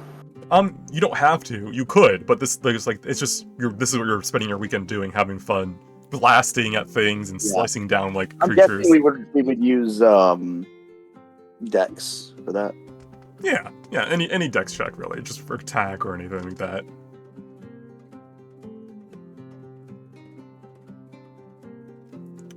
I imagine Kelly came here because it's kind of like combat practice essentially. Yeah, I thought that would be cool. It is cool. Oh, describe to me how Kel's doing better than you, Ermi. What do you think? Ermi can't get the hang of it. I would imagine Kel just have like a lot of training from his days with this tribe. Right, so Ermi does too, but he just can't get the hang of this artificial stuff. It just doesn't work. It would just come to him naturally, just something about the tacticalness of it. He would just be able to figure it out, where to get to cover, when to jump out, kind of thing. All right, you guys clear round 1, Goblin Horde. You'll also, obviously, so whenever you make a dexterity-based check for the next week, you add a d4. So keep that in mind. That could be sleight of hand, stealth, all those type of things. let's see. All right, no one's at Flyball, so let's go to the Pack Cafe. Asterius, the Pack Cafe is a popular place for students to go during the weekend. You could rent books or bring your own while enjoying a hot cup of hot chocolate and a small meal, all while playing with packed animals from the warlocks working there. Don't worry about spilling your drinks, as the books are all protected by magic. So as you kind of enter this cafe, why did you come here of all places, Asterius? The pact thing gave me the vibe it worked off warlocks and stuff. And you can see as familiars from most likely Pact of the Chain warlocks are running around. You see some cats. You see an imp laughing as you kind of enter the room. There's a pseudo dragon, like one of those little tiny ones, kind of hopping around, playing with its own tail. Yeah, I don't know. Look cool. And as you walk in, you see the surprised look of Aaron. Ah, fuck. Who's sitting there reading a book, drinking hot chocolate with some whipped cream on top, petting a cat in her lap. Most likely, did not expect to see you here. Same. You could sit with her if you wanted to discuss things, or you also see your man Eridon over there, kind of sitting there reading. I think it's like one of those memes where you see us stare at each other from across the room. Yep. And then I go sit with Eridon. Yeah, and she goes back to drinking her drink, her hot chocolate. My boy. Eridon looks up at you. He's looking at some texts, some books and stuff. Oh, Asterius, join me. You. Anything in particular you're studying? Just going over what we got for assignments for the week, in a more relaxed environment. Motion around, it's like being back at home. They bring food and drink to you if you just wave a hand. What a cunt. Holy shit. Speaking of, can I get you anything? I'll put it on my own bill. How kind of you. I'll have whatever. People are having like hot chocolates and shit here, right? Yeah, there's also coffee and stuff, but it's mostly for this is definitely like one of those, if you have a sweet tooth, hot chocolate's the way to go. It's also it's always in season, because it's always cold outside. Edge Boy is gonna take a hot chocolate. Alright. I imagine together you guys study the cantrips and stuff, so all your intelligence checks made for the next week gain a bonus of 1d4. Nice. Anything in particular you're studying? Guidance, I think, is going to be very useful. Nothing like having the gods have your back,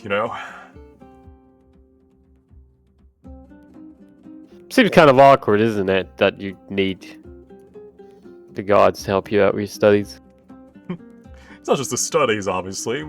The excursion is going to be dangerous. I'd rather come back alive than dead. Fair enough. Have you at all heard anything about these excursions, what we're getting up to? Has your family talked to you about them? Occasionally. They reserve most of their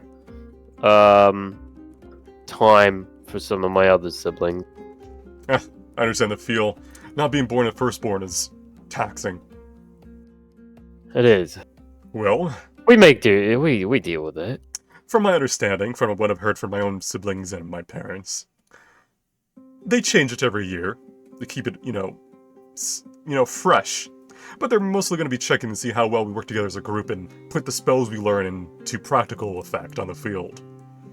We're never going to be in any real danger. They're always going to be watching us out when we're adventuring. The worst thing you can do is faint and then fail the excursion, essentially.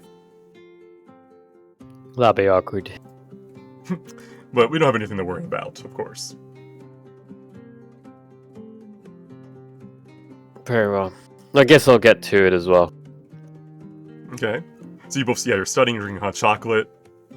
Do you want any of the animals to come by, or do you just kind of ignore them? I ignore them. Okay. Aaron sees that you do not accept the animals into your lives and takes a note mentally. So back at the golem fights, Jeremiah, this is a relatively new pastime. These are essentially fights of golems in war doll tournaments. They are often streamed as well as you could imagine streaming in a magical environment. Like the fights are kind of conjured forth by using a crystal that kind of looks at them and then replicates the image on like devices throughout the city. Imagine like billboards, essentially. These fights are often for researchers to show off their latest development cycles. Those who partake in the fight get the control of the golems with their force of will alone. So, you're surprised when you arrive to see not only Rick Dune, but also Leah. Although they don't seem to be participating, they seem to be watching the fight in person. Do you wish to talk to either of them, or do you want to kind of watch the fight, or do you want to try participating on your as well? I want to try participating. All right, you sign up as a participant, and you kind of go looking for someone to let you command their golem, and you find a kobold who looks up at you and looks you up and down and goes, "You'll do. Put this on," and he hands you a device that goes around your head. Okay, I put it on. You're going to be controlling the red rocket. It's my strongest device yet. It's also known for blowing up. Sounds fun. Alright, roll me a charisma check.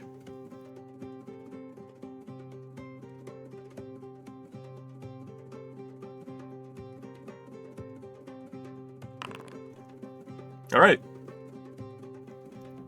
You do well. You're controlling it really well until it blows up. However, you get the feeling it's not your fault. It's literally this golem was designed to not be that stable. You see the kobold kind of looking at his own devices. Kind of looking at how you did, and he nods. Will you be here next week? I can be.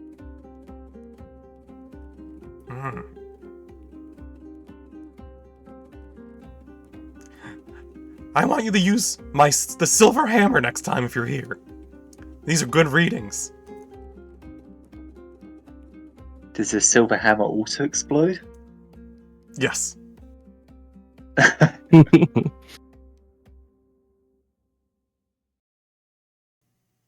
Alright. So you have a bonus to your charisma checks for next week. It's a D4 like all the others. Cool. Let's see. No one's at the Learning Towers. Is it just Philia left? Is that it? Looks around. Did I miss anyone? 2-2. 1-1. Dolly is not here. Hey, Philia. Hi! Hi. Hi! This is where you wanted me to be, right? Totally, girl. So, for now, what do you want? I want a cute outfit for our excursion, and probably winter themed, because it's so damn cold. So just like the latest seasons, like winter fashion. So you want a coat to go on top of your academy uniform, essentially. Yeah, and like cute little gloves, scarf, hat, any accessories that I'm allowed to wear. Okay. I won't charge you for that yet, because there's no mechanical bonuses. Then you come from a rich family.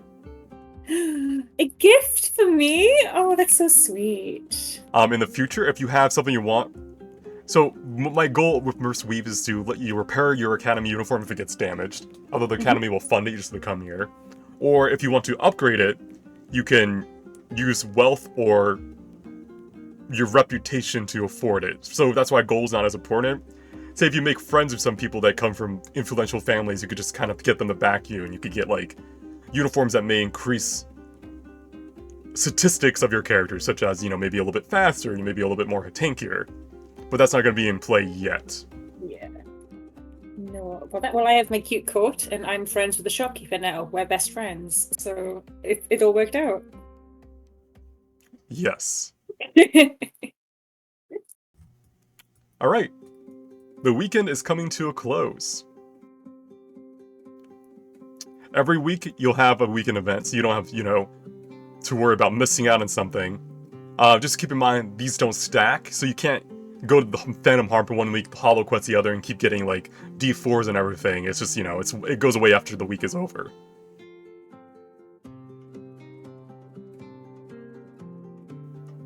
Alright. Now we're going to the fast travel, not fast travel, but the quick classes, essentially. So let me see if there's any event throughout the week. I'll leave you guys on... do you have a better AFK map for you? Let me put you back on... this one.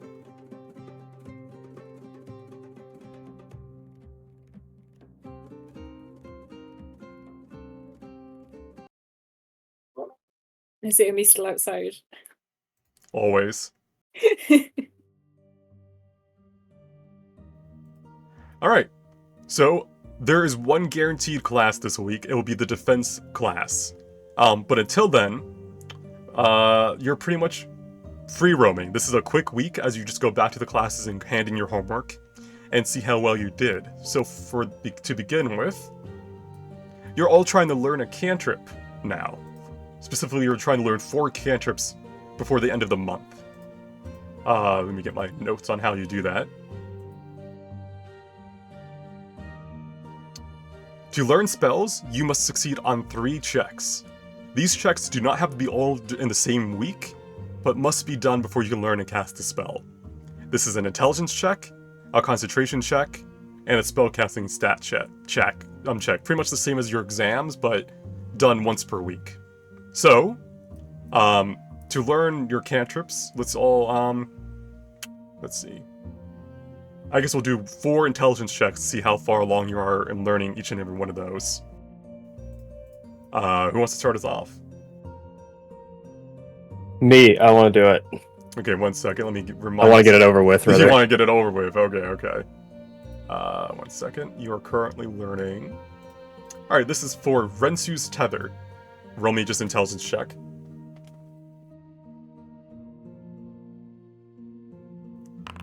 All right, you're good with that. Roll another for Spare the Dying.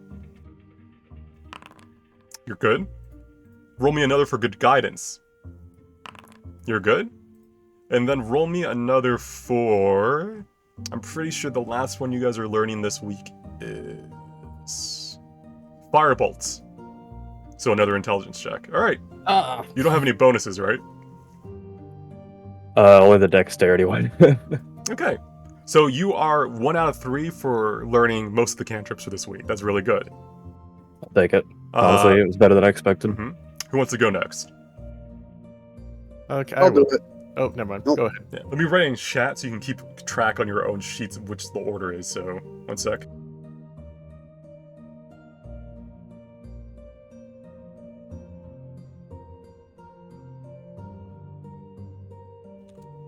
That's the order of the checks. So keep track of, like, if you, for instance, then you put, like, 1 out of 3 for the first 3, essentially. Gotcha. Okay, Ermi, yeah, 1 out of 3 for the tether. 1 out of 3 for Spare the Dying. Do you have any bonuses? You have Dex. Am I lucky? No. Not for these ones. And you have learned Firebolt, so everything but guidance for Ermi. So, okay. Who wants to go next? I guess I will. Alright, roll those rolls. Good.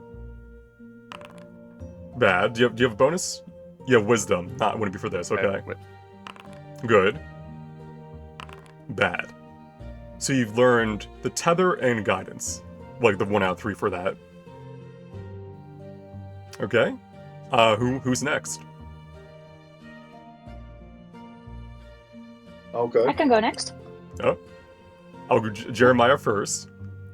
Yeah. It was 1 second faster. Once we learn guidance, can we... Yes.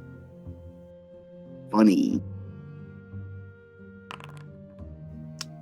Jeremiah, you do not have... Yeah, you don't have a bonus. You don't have a bonus.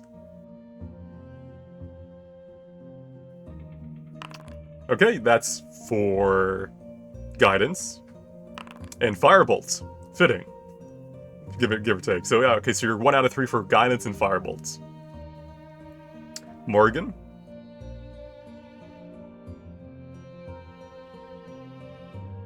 Yeah, so that's 3 int rolls, right? 4 int rolls. Or rolls or checks? Checks, essentially. So it's just it's the base int check. Yeah. Alright, that is the tether. That is spare the dying. Fitting. Mm-hmm. Guidance. And firebolts. You don't already know firebolt, right? Yeah, you're good. No. Okay. Philia. Let's go. So same thing. You don't know firebolt. Technically, you have it from your wand, so you don't get an Yeah. instant pass for it. But at least you still get to learn it, which is Yeah. good. But you do get the pass of guidance. So, All right. That is for the tether. Mhm. Okay, good. Spare the dying. Good. Guidance, you get instant pass. So what this means, if you already know the spell, you don't have to worry about passing it for the month, which means that you get like an A+ in the course already for guidance. Just one more then. And then 1 more for firebolt. All right, you passed Hell all 3 of yeah. your things for that. Pew, pew, pew. So yeah, just keep track of that independently. We have the rolls to go back to, but it's easier if you write it down on your notes or something. You're like 1 out of 3 towards progressing towards a spell being complete, essentially. Alright, so pretty much during the week, what's happening is that you're going to the courses, you're taking your lessons, and you're practicing the spells, and your roll determines how well you did it during that week. Next week, if you pass, you can go and continue learning with the next skill check and continue going forward. However, before we do that, it's time for basic spell combat and techniques. Do you want some rolls from me, or are we? Oh, did we not get you yet? No. I thought you were the first one. No. Oh, there's Kel. Alright, Asterius, roll me your intelligence checks. Just 3 and 10. Just check, right? 4, unless you already know one of the spells. You Which don't. was the spells? You have a I don't. bonus from the Okay. cafe. You do have a bonus from the cafe. Ah. So, yeah. First is going to be Rensu's tether. So, intelligence check. Is it just straight in? Yes. And you can add a d4 if you don't get it. Okay, you got it. Spare the dying's next. Good. Guidance. Good. And then firebolts. Good, you didn't even need it. So you're 1 out of 3 for all 4 spells. Do you need me to write that down, or? Yes. Don't I already know guidance though? Do you already know guidance? That was one the thing I got. Okay, with then my, yeah, it's the same thing with Philia. You don't have to worry about rolling for that then, and you get an instant pass for that exam, Can I essentially, roll? that course.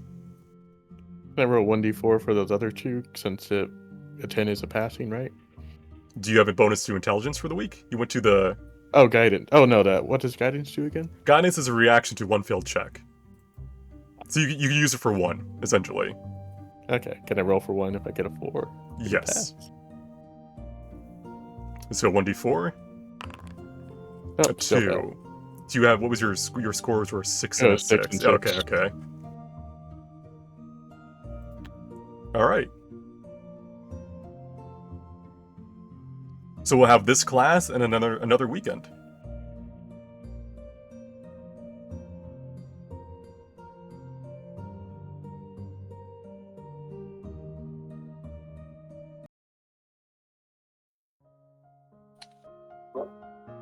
What happened to Ermi?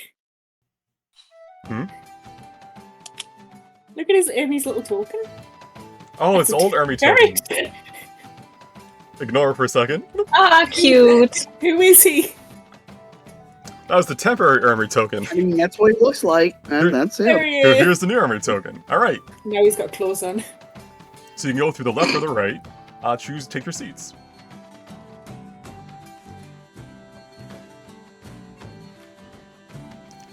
So this classroom seems to be designed around a raised platform that takes up over half of the classroom space. Strong abjuration wards hum around it, powered by highly conductive crystals that seem state-of-the-art. Your teacher is sitting at his desk, his pale skin and bags under his eyes giving off a sickly look. He does not glance at you as you enter, seemingly focused upon the book before him. Where did I put him? He should be here. Did I lose him? Did I kill him?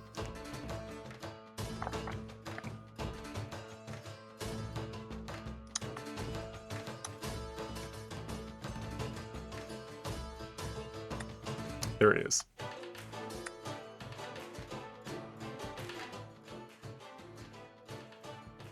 Alright, so... are you all sitting where you want to sit? No. No, I don't think I am. What? I honestly thought you were going to move when I sat down.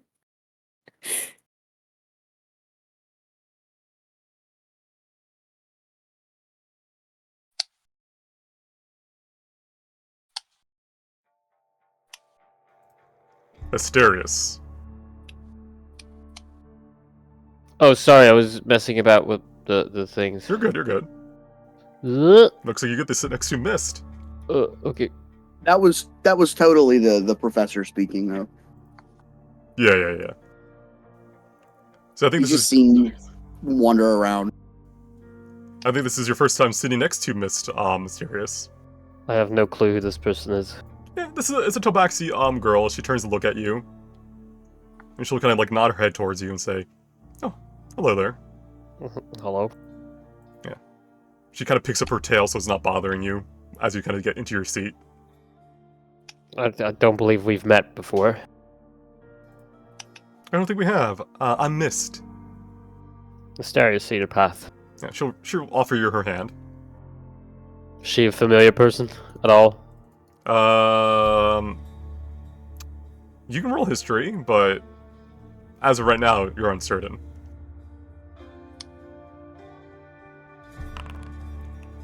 You're going through the different families of Tabaxis that you know that are high noble. She doesn't seem to be from any of them. She has no family sigil even on her like on her uniform or vest.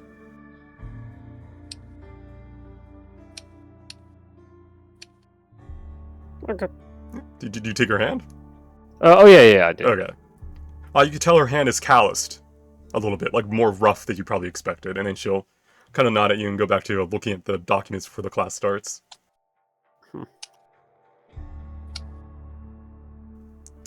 Morgan, you're sitting next to Kesri, who I forget if you've introduced yourself to or not. I think you might have had time, or you may have ran out of time in the... I think we didn't, but we're in the same house. Right. So we would have walked into each other. Hi, Kesri. Are you ready for this class? Yeah, I'm good. I'm ready. Can actually Hello, put my magic like- to use finally. Oh, that's good. Like, out of character, this was combat magic, right? It's like spell combat, yeah. It's to teach you like tactics and also like it's like a dueling hall essentially. Like without the dueling cubes are known for like real combat.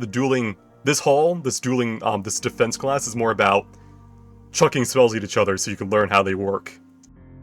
Yeah, I'm a bit like worried about casting magic fast. I'm mostly like see it as a tool to make things. So yeah, I was a bit intimidated, but we'll manage. I'm looking forward to it. You know, it's fun Good. shooting fire at people. I bet you rock at it. Yeah. Cal, you're sitting next to the cardboard cutout of Dahlia. Yeah, I imagine we would just small chatter. It's like you're talking to the cardboard cutout. You're talking to yourself, really. For some reason, she just seems very distant. I was just asking her about the class, but she's not really answering. She's T-posed. I just assume that that's just how she studies or pays attention. Yeah. I see that you're sitting next to Philia Hernan. Did you two talk about anything? I got the cutest quote from town. You would not believe how soft it is. We have to go next weekend to get you one.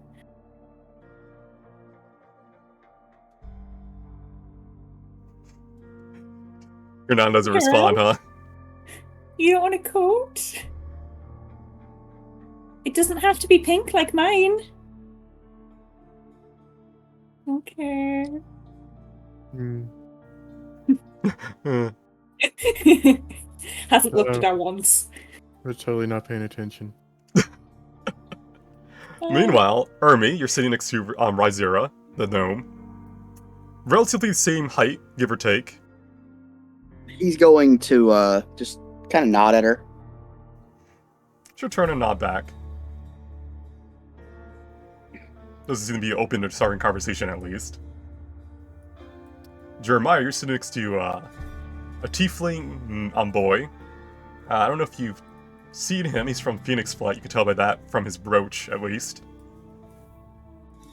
But he'll turn to you as you sit down and say, "Oh, hey there. I guess we'll be sitting next to each other for the discussion. You know much about combat magic?" A little bit, yeah. What about yourself? I use more so melee-focused spells, but I'm looking forward to adding more to my inventory. What kind of? Well, I guess we'll find out a bit, won't we? He'll nod. Yeah. Alright, as you all get comfortable, the teacher will put down a book that he was reading and kind of put it into his desk drawer and stand up as the chime rings out. "I am Hake Zasi. Welcome to Basic Spell Combat and Techniques. I do not offer fancy lectures or in-depth lessons. I believe you learn the best through trial and error. So let us begin. I will teach you how to best use the spells you will be learning throughout your first year here at the Academy, as well as the best way to counter or even repel them entirely. But it will be up to you to learn it through combat with each other. While not as versatile as the dueling cubes below, this hall will make sure you are not harmed too much while allowing you to witness spells firsthand. Do we have any volunteers to go down to the platform and try out what they know already?" Raise his hand. Raise his hand. Alright. Please go down. Hanan, go to the left, and Philia, is it? Go to the right.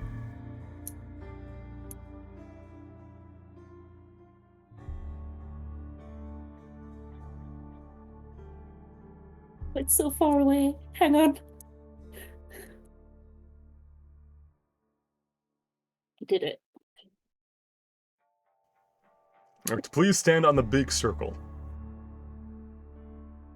Let me in. Now then, you'll take turns hurling spells at each other. If you successfully hit, you get to move up to the next circle. If you get hit, you move back a circle, but you can't move further than the big circle. Hitting someone while on the small circle will win you the duel. Now then, you may begin. Do we roll initiative or do we? Yes, 1 second. No, you just start blasting. Hell yeah! My dream come true. I can use lucky on this, right? If it's attack roll, yes. 1 second. Where's the initiative button? There should be one. Wait, how do you win? You have to hit someone while they're in the small circle? You have to, while in the small circle, you have to hit the opponent, essentially. Gotcha.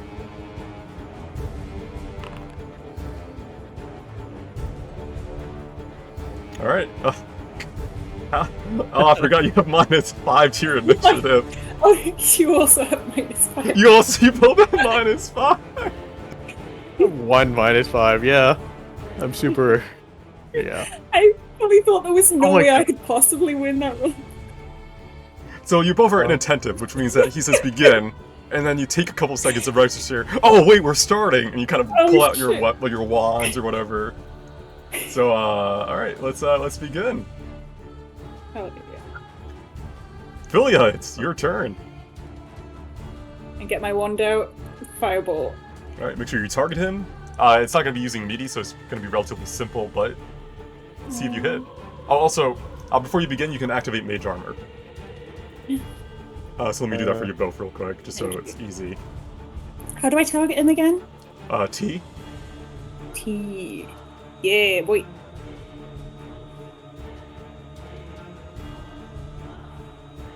Alright, Philly, you bring forth your wand and you move it forth in the... you're kind of familiar with it. You got it ahead of time. You were practicing it before you were practicing with it before you attended the academy. So you conjure forth the mote of fire, you kind of bring it around and you flick your wrist. 19. So Hernan, you feel this force of this firebolt kind of hit you in the chest, and you can feel it get dispersed by the wards of the platform. But it's still kind of, it's like, you kind of got punched in the chest. It doesn't hurt you, but you can feel the force as you're kind of knocked back a bit. As this happens, Ermi says audibly, slow. Hernan. Okay, my turn. Lucky? Sure. 18 to hit. So, Juliet, you kind of, as you're moving forward, maybe you're not expecting to retaliate after getting hit so quickly. You see, how does your casting a ray of frost look like? Because you're casting it yourself or not.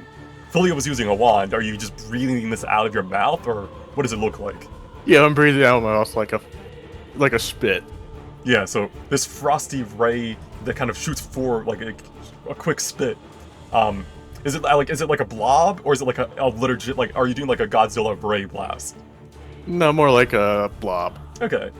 This blob of frost and ice kind of hits you, sending you back to your circle. Ooh. Means I get to move up? You do. Oh. Philia.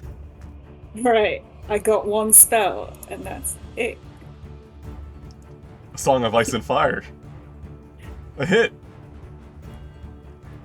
What does this look like on Philly as you're are you like kind of attacking as you're moving forward? Like what does your return, like your counterattack look like?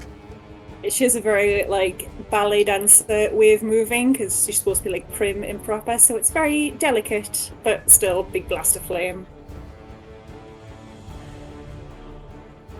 Hernan. Okay. Oof. Phew. Just another loogie. Yeah, a back and forth of fire and ice. Very powerful attacks, or very more so accurate attacks, give or take. As you both kind of dance back and forth. The hit, when you get hit, you're not moving back willingly. You're being set backwards by the blast. You're kind of trying to hold your ground. Philia. Oh my god. You retake your position. This is fun! We should hang out more often. I think you have one more lucky. I think you have 2 per long rest. Oh. Uh-oh. What does this look like? Are you getting angry? How dare this Philia be like knocking you back? Or why do you miss? Yeah, I'm just getting distracted. Yeah, I'm getting annoyed and angry with this fire.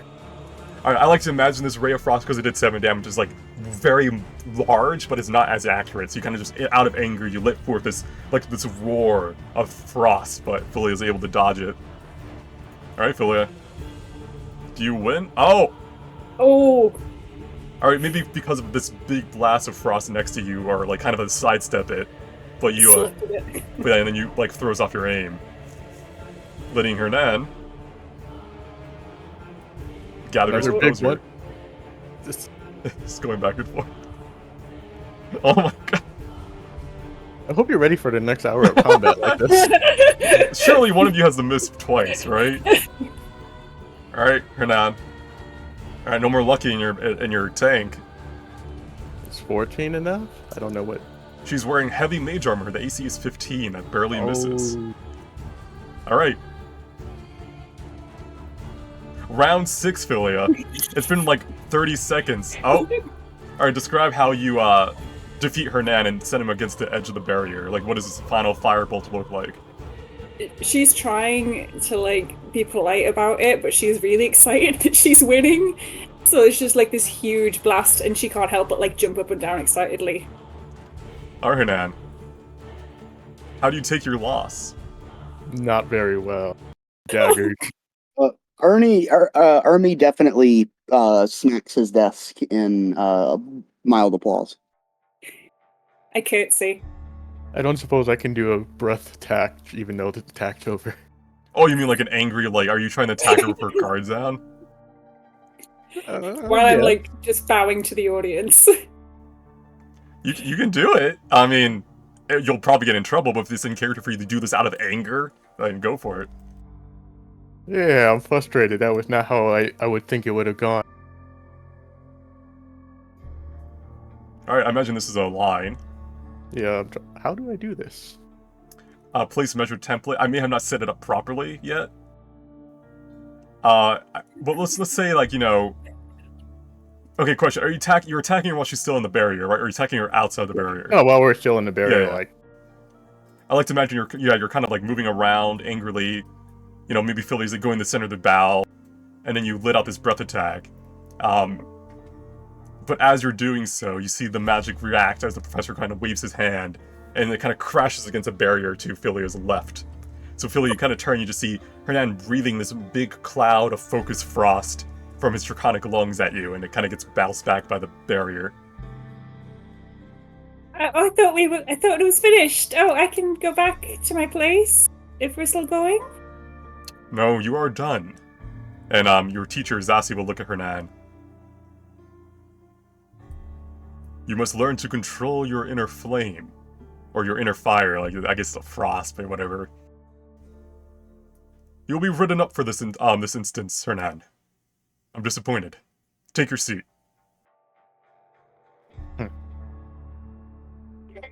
In that time, Ermi is going to make his way towards the desk and ask if this is a viable option to use. And he's going to put his Aether Gale on the desk. I'm going to take Ernie's seat so I don't have to sit next to her on. Alright, he'll look at your Aether Gale. If the other opponent approves of it, yes. However, if you wish to use it willingly and openly, I would suggest go into a dueling cube. We're going to be focusing mostly on spells you learn from the academy, or that you are able to use innately. He does kind of like cock his head, and he's like, I do channel a spell through it. Indeed, but you're using it as a medium. It'd be fine for today, but my goal is to make it so even if you don't have your tool at hand, you'll be able to defend yourself. He's gonna like wave him off and be like, yeah, I got it, I'm fine. And he's gonna head towards the entrance. Oh yeah, okay, so I mean, does anyone, if you guys want to fight each other, you can. We can also wrap up this thing, but does anyone want to fight Ermi? Well, I mean, maybe Oh no. before that exact moment, like, can I do like a sort of perception or insight check around the room? Like, how do people receive You good? Yeah. the combat just you can roll now? insight. Depending how well you roll, okay, so an 8, you'll be able to pick up the people around you immediately.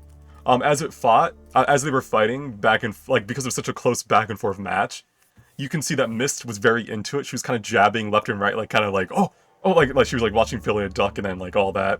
Her tail was wagging as well, so this big like fluffy tail was probably hitting to the side of your chair without her meaning to.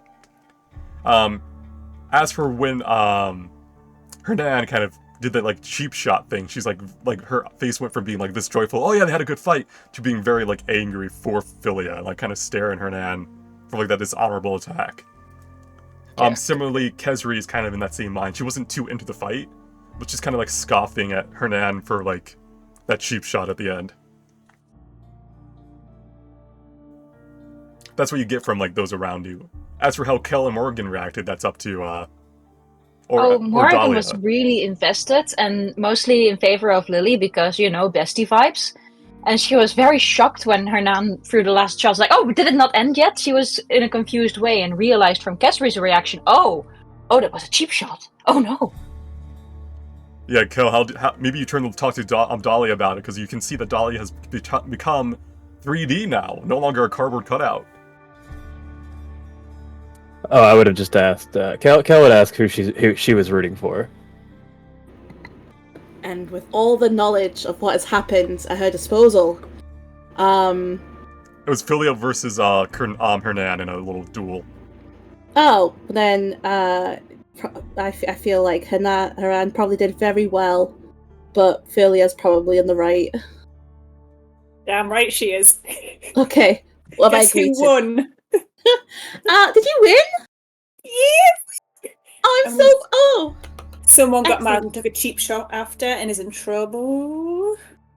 Oh, and Was I it- knew that because I was here the whole time. The whole time. Ermi has left his Aether Gale on the desk, Hmm. which Philia is now sitting at. It's mine now. It's my gun now. The Do you gun and the desk. So does anyone wish to fight Ermi? I would. Jeremiah, all right. Oh, let's go! Let's go. There you go.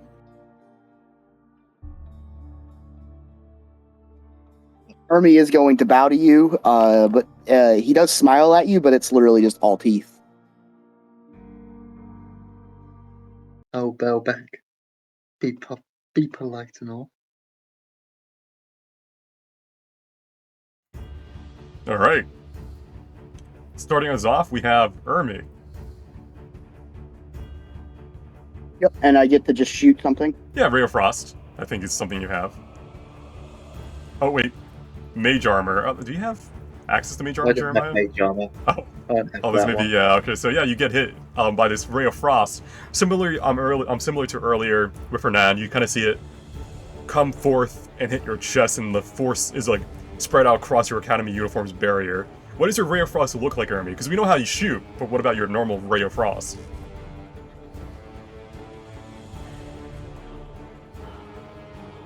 Are you like shooting from your fingers, like a gun almost? Or are you like what does it look like when you're casting it? No, it's basically Ermi's like almost standing still, and it's like appearing over his shoulder or like to his right somewhere. It's different every single time. Okay, so it's like a little tiny circle that appears from like the shoulder or from like somewhere else. Like you're manifesting it from around you. Yeah, just somewhere around me. All right, Jeremiah, you get hit. Did you want to activate your Mage Armor, Ermi? Yes, I think I tried to, but it didn't go off. It says 0 out of 0. It should be an inactive effect on your token. You can just click it like that and it goes on. Oh, okay, yeah. All right, Jeremiah, you see Ermi form his barrier around him and it kind of fades into visibility. Actually, no, I'm not. If I notice that Jeremiah doesn't use Mage Armor, I'm not going to use mine. Okay. Okay. Which of my cantrips can I use? I'm pretty sure it's on your book. It tells you which ones you have. 1 second. You cannot use. Well, you can use all of them, I think, because you're a rank 1, so you have 6 cantrips. Yeah. Cool. Because of what you did. So yeah, you could lightning. You can probably want to Eldritch Blast based on the range. Yeah. Okay. All right. 1 damage, but So Ermi, you would have been here, but then you got sent back. I forgot to move you. All right, it's your turn, Ermi. I get to move forward here. If you hit, sorry, you were forward before, but then you got hit, so you got sent back. Oh, gotcha.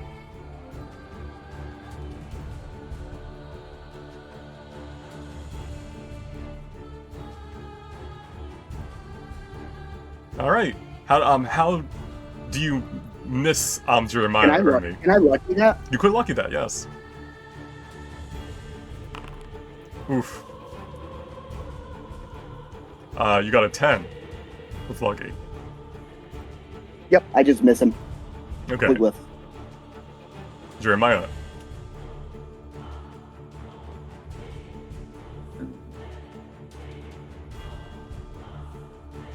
All right, what does your Eldritch Blast look like? Like, how does it conjure forth? And a 14 does hit. So how do you? What does your Eldritch Blast look like, and how do you like? What does it look like when you win? It's kind of like a dust devil like spreads up his arm and then focuses into like a sandy yellow kind of beam. Okay, so it's like a beam of force of sand like drifting off of it. Well, it's not so much. It's more. It's that kind of color, but it's still kind of like sparking. Okay. Yeah. All right, Ermi, maybe you're getting used to it because you're like, oh man, if only I had my gun, and then like your Aether Gale, and then you kind of get hit. Yep. No, he's not too upset. He's more interested in the magic that was just casted at him. Right. he will bow to Jeremiah and head back to his seat. I will give, if I've got any kind of meat on me, I will kind of like shake his paw and give him, say like, good match, and give him any spare meat I have. You can have meat. Yeah. Ah, bribery, I see. All right. The rest of the class will go on similarly, unless any of you want to fight each other. It'll just be a bunch more of, like, these little duels and getting used to, like, you know, you can tell Zassy knows you will have spells ahead of time. Like, he knows your families don't follow the laws. He doesn't seem to be too, like angry about that. He's just trying to see what y'all can do and, like, where he needs to go from there. And if none of you want to fight each other, or fight an NPC in particular, Zassy will bring class to a close. So 1 second. As the class comes to an end, it appears as though Zassy is already taking notes on how you all performed. He seems to be nodding to himself. Alright, next week I will be adjusting the pairings, so make sure to practice your spells well. Hernan, see me after class. Oh! It's not even real and I'm cringing.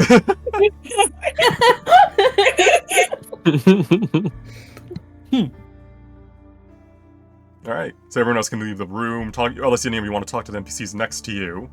But Hernan... I get the fuck out. I don't like the vibes of the room right now. They're off. It's not my turn. I can't leave. Oh, your comment's still going. Let us out. Oh no, we're trapped. We're next. Alright, get going, get gone. Out. Get me out. Hernan, come to the teacher's desk. I'm just gonna Running say, away. I need I'm to gonna say pretend I haven't met Hernan ever in my life. I'm gonna pass You okay? Hernan a supportive nod as I pass. Oh, that's for the extras. Do you want a hug? Yes. Gonna give her a little hug. It's okay. So mean. But did you see how cool I looked when I beat him? You looked insanely cool. Thank you. This Yeah, is- and then you shot the firebolt, and then you kick us, sir, and then you punch us, sir. It's gonna be so much cooler when I don't just have firebolts. it's really giving Cartman. Wow. I hope the loogie melts on you. Oh my god. Alright, so as you all are kind of comforting Philia or talking, or maybe waiting after class to see what happens with Hernan, you could be peeking through the door. Zassy will turn to Hernan and say, I don't need to tell you why I called you here, you already said so during class. I understand things can get heated, especially if you're the Dragonborn race during combat. I'm willing to give you leeway in that, especially because it's your first class. However, going forward, I need you to keep your inner rage in control, and remember where you are. This is a learning environment, these are your fellow students. I'm pretty sure that student in particular is your fellow groupmate. Of course, Teacher Zassis. Good. Now I want you to go and apologize to her when you next see her, because having this sort of incident hanging over you this early on for even your first excursion will not do you well as a group. Am I understood? Yes, Teacher Zassy. Good. And I won't have this discussion with you next time, will I? Of course not. Good. Now get going.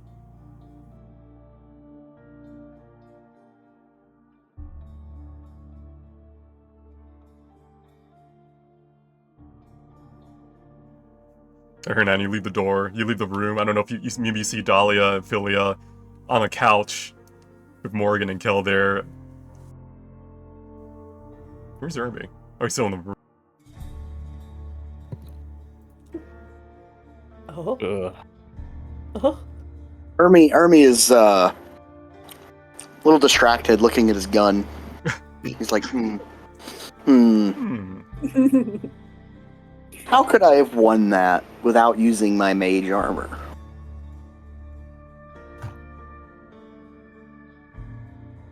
He walks over to Ophelia. It was as neutral of expression as possible. I apologize for my outburst. It won't happen again. Oh, that's so sweet of you. And I like jump and I hug him. Oh God. Oh, God. Abort mission. Lord. Philia, honey, no. Of course I forgive you. We're friends, right? It happens. Sometimes friends argue, and it scared me, but it's okay. Thank you for apologizing. It means a lot. Are you squeezing tight? Yes. If anyone watched the earlier breath, you see it kind of welling up again, Oh no. and everyone realize everyone's in line. Oh my god, are we doing a group hug? Yay! Team and this hug. is how the TPK happens, huh? The Please, TPK was get in inside here. us the whole time. Please. Actually, it does happen because you squeeze too tight, and I'm already stressed. But it's just I aim it up towards the ceiling, so it's just a I breath hope up the into teacher ceiling. hears it. A breath He's of walking joy. out of the classroom. Duck.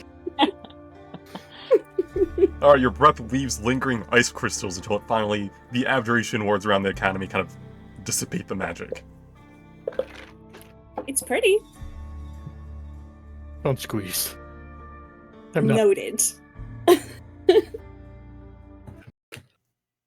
Alright. Ermi, I decorated your gun with stickers. Oh no. He's looking at it. He's like, what in the fuck? Don't you love them?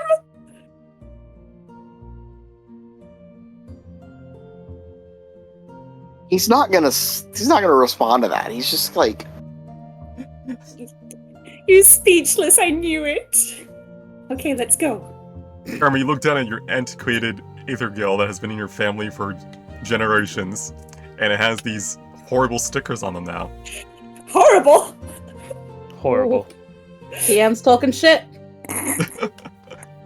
his entire night is going to be spent getting them and the residue off. Alright. Guess what time it is? It's time for the weekend! Let's go! Woo! Fuck yeah, I missed class. Let's go. Oh, wait, I need your rolls real quick. Uh-oh. Can you roll me 4 intelligence checks? No. Now what?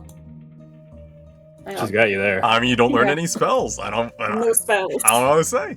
on. 4 of them, yeah? Yes, the first one is for the Rensu's Tether cantrip. Okay. Okay, I got nothing. 10's good. The second one is for Spare the Dying. Oh, that'd be a nice one. Okay, Oh! third one is I for re- Guidance. Hmm? And the fourth one is for Firebolt. Oh. I don't think I want that one. Alright. No. On your sheet, real quick, just Lucky write down, fucker. you have 1 out of 3 progress towards all the spells, essentially. Okay, just, in my journal? Oh. Yeah, journal on your character sheet, yeah. Just keep track Yeah, of okay. it for your own Just like, anyway. sake. Okay, so 1 out of 3. 4. Guidance. Bad dying. Fireball and another fucker. Alright, so this is the weekend. You can free roam, gain inspiration. You can go and gain a bonus to a check of a type.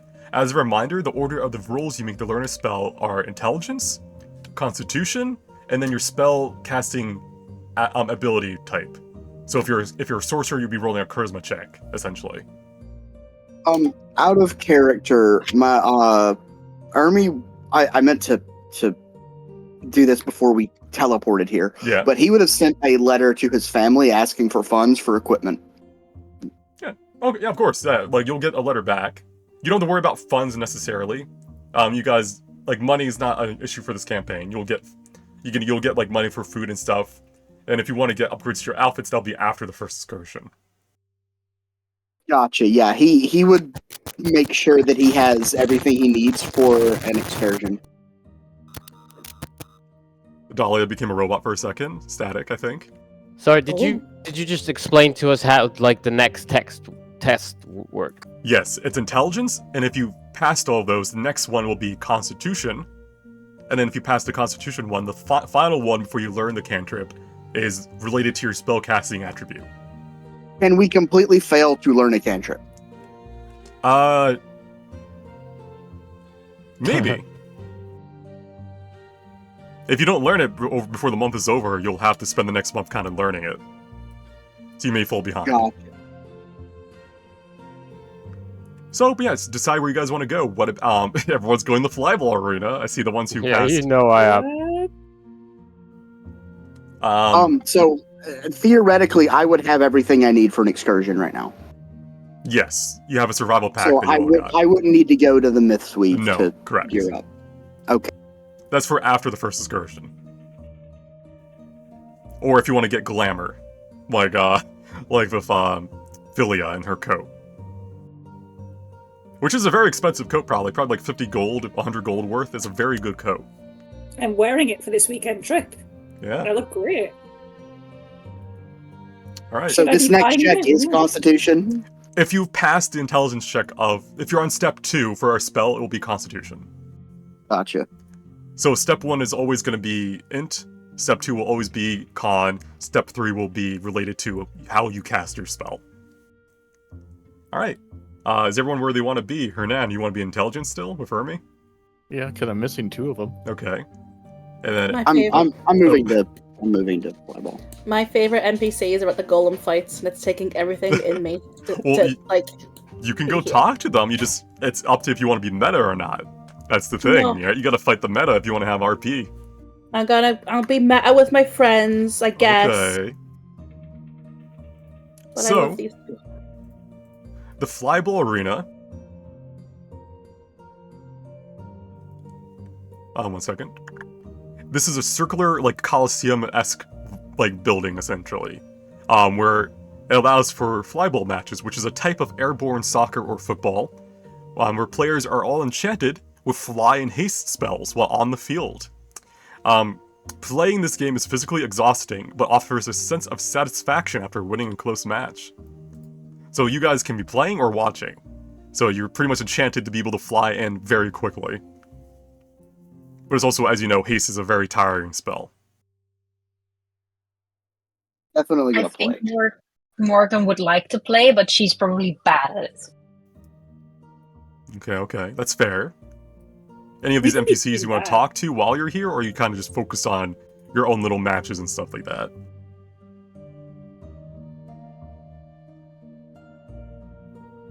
I'll take that as a yes, unless you want to... Morgan? Huh? Yeah. I think Morgan has been dragged there by Lily. Because Okay. Lily was like, oh, this is an important event. I have to show my new coat in a big stadium. Okay.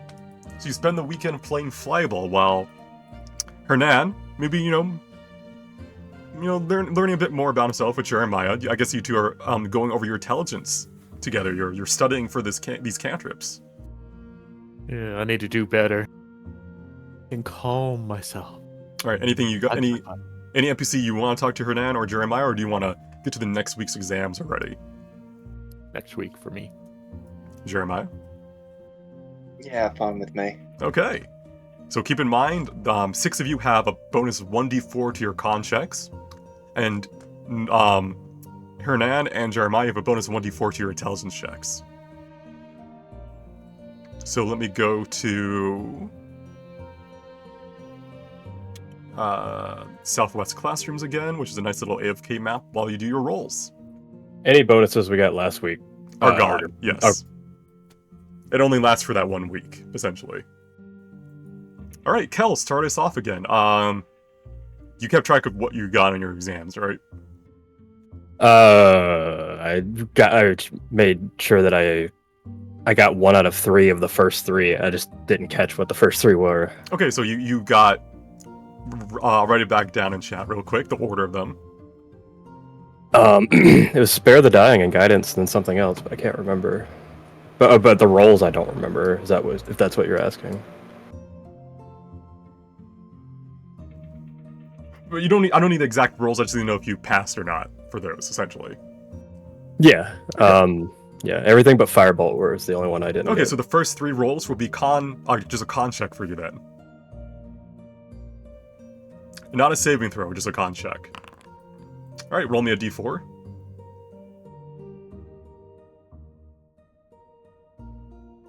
I forget what you type in, isn't it? Slash R space 1d4.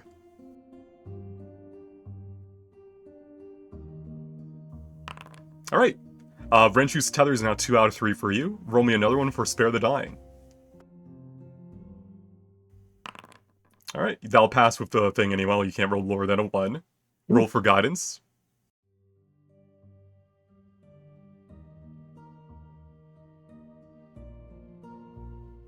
So another constitution check.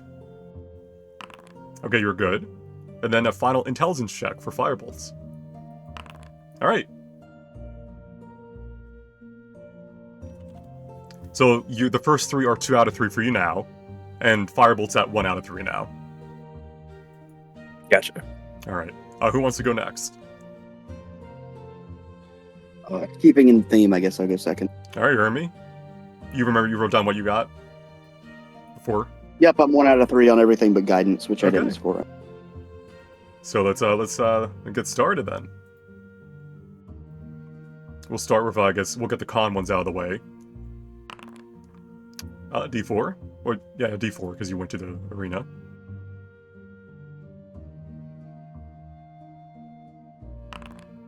All right, did not get past that one for this week. Now for Spare the Dying.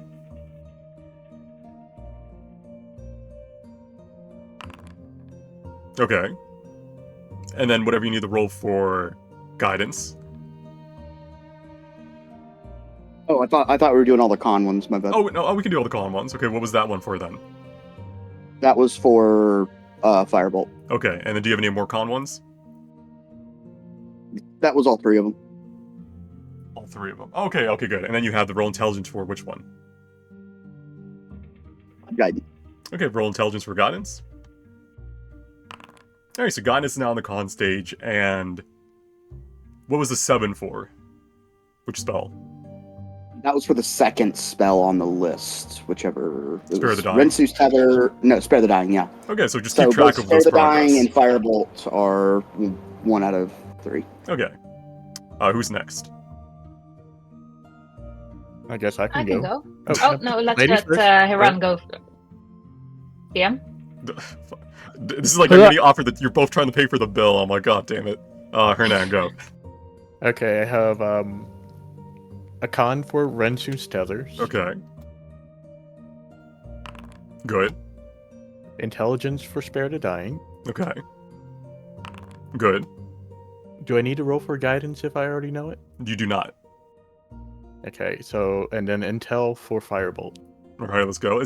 Makes sense as your opposite element. Maybe you were just having trouble learning. No, you got it this week. Alright. I would dedicate it. Keep track of your new updated like where you are for those. Morrigan. Yeah, so it's really just Constitution throws from Oregon. Indeed. Which, It's a flat D20, I think. That's not too bad. That's good. That's Feather. Tether. Spare the Dying. Good. Okay. Guidance. Guidance. And then whatever you need to roll for Firebolt. Firebolt. You have a D4, right? Because you went to the arena. I do. Ooh. Firebolt's not in your repertoire this week, it seems. So everything else had progressed. Okay. I'm gonna organize you guys. Thank you.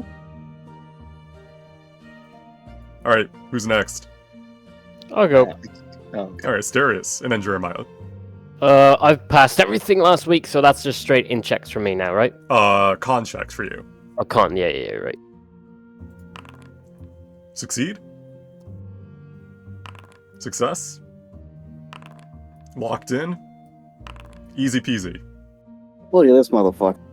Alright, you're now on the last stage, so next week you'll need to get whatever you want. You'll be rolling your Cassie modifier. Which should be way easier, I think it's your charisma. Alright, Jeremiah.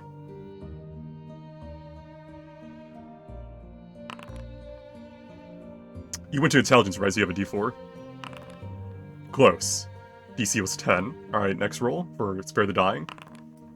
Okay. Next roll for whatever you failed. Barely miss. What was that for? Guidance? And it's pass, and I think that's for Firebolt? Yeah. Alright, so what are you looking at right now? It deleted my notes that I put in here. Oh, did you not save them? I can scroll up to the first rolls. No, I remember I failed the first two and I passed the second two. So. Okay. So now you're still on. So I've got the second one I've got now onto Con, and the last one, Firebolt, I've got onto 2 out of 3 now. Yeah. Okay. Yeah, just write those down. Make sure you save it. Sometimes if you don't save it, it'll actually put on your token. But okay. I mean, for some reason yours is the one. I mean, yours is fitting for your character because you're all out over the place now too. You're like, oh, I know this one, but this one, no, I don't. What's this? All right. So what were they again? From Rensu's Tether, Spare the Dying, Guidance, and Firebolt from Up and Down. And Rensu's Tether is a homebrew cantrip. In case you're trying to find it. Alright, Philia. I just have 3 cons because I get guidance. You do. Already. Alright. Success? You can use your D4 and guidance. Speaking of, Hernan, did you fail anything this week? Because you think Not you have this week. guidance. Okay, I didn't okay. fail anything. Okay. What is guidance? Bonus 1d4 to a skill check. Okay. So I can add 2d4s then, essentially. Correct. Hang on, slash. Space 2d4. Oh my god! I'm quitting school. Yeah, a total of 5 will not do it. Last one. Alright, last one. So you got Firebolt and Tether, but not Spare the Dying. Yes. Alright, keep track of that. Yep, got it. Dahlia! I need you guys to know, I care about this more than any exam I've ever done in real life. I feel the same. This is stressful. Okay. Alright, so roll. Yeah, Constitution. so there's a Constitution check, and you get to add a D4 to it if you need it. Okay. You can't nat 1 these, but I also don't think you can pass if you got an 8. Okay, well, Yeah, so next one. cool. Spare the Dying, you're 2 out of 3 for Spare the Dying. Guidance, 2 out of 3. And then Firebolt, 2 out of 3. So everything but Rensu's Tether, you're now 2 out of 3. That's it. What is that? I'm gonna look it up myself. I'll use the Discord. Alright. So you guys spend the next week going to your courses, doing your little learning exams and stuff like that for this. And it seems to be going well. Now let me see if it's time. Let me look at my lesson plan. It's for someone's favorite class. What do you think it is? Necromancy! No. Necromancy. Enchantment. No. Fight. Dad, please. Blow up class. Blow up class. It's time for botany. What? There's more. Yeah, there's even more classes. Who would have thought? Now, where's my? I could swear I have some nature songs somewhere. I'm going insane.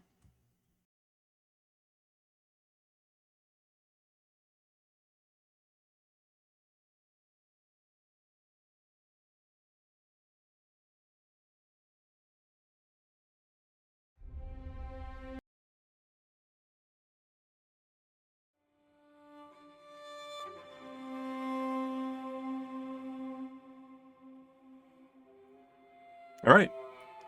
You swear it is only out of sheer luck, not skill, that you managed to find the botany classroom. Located in the massive greenhouses that surround the Academy's inner circle, each section could be compared to a small national park, with endless brick roads leading past forest after forest. Even with directions, students often find themselves lost. The tall greenhouse is a welcome sight, to say the least, as you hear the voices of your peers as they talk and gossip amongst themselves. You approach to see many familiar faces all sitting at large wooden tables. Sinks, along with pots already filled with fresh soil, await for you to pick from. Your teacher, a forest gnome with wild greenish yellow hair, gives you all a wide smile and laugh as you approach. Ah ha ha ha! It seems the last of you have finally found your way to class.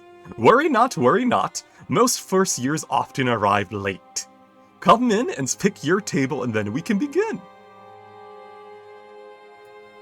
Alright, a table is 4 people, so make your groups of 4.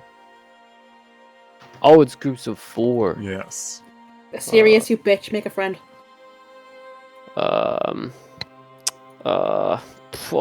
There's a seat next to Morgan.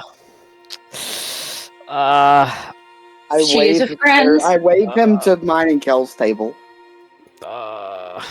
Did I not put enough seats for everyone? Yeah, there are enough seats. I mean, He I just think... doesn't want to sit next to Morgan. It does not have to be a seat of... it just has to be a group of 2 at least. You need to have a twosome. 2, Ermi and Kel, you're good. You're your dynamic duo right there. Asterius, how are you at botany?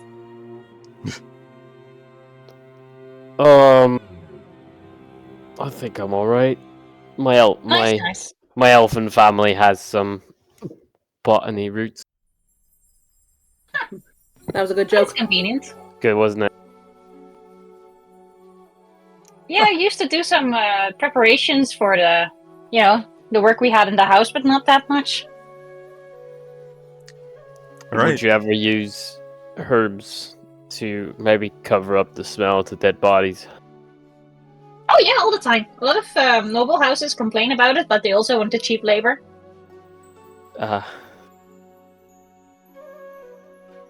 As you'll sit down and, talk amongst yourselves, eventually looking towards the gnome, he steps onto a large stool so that he can be seen by the whole class easier.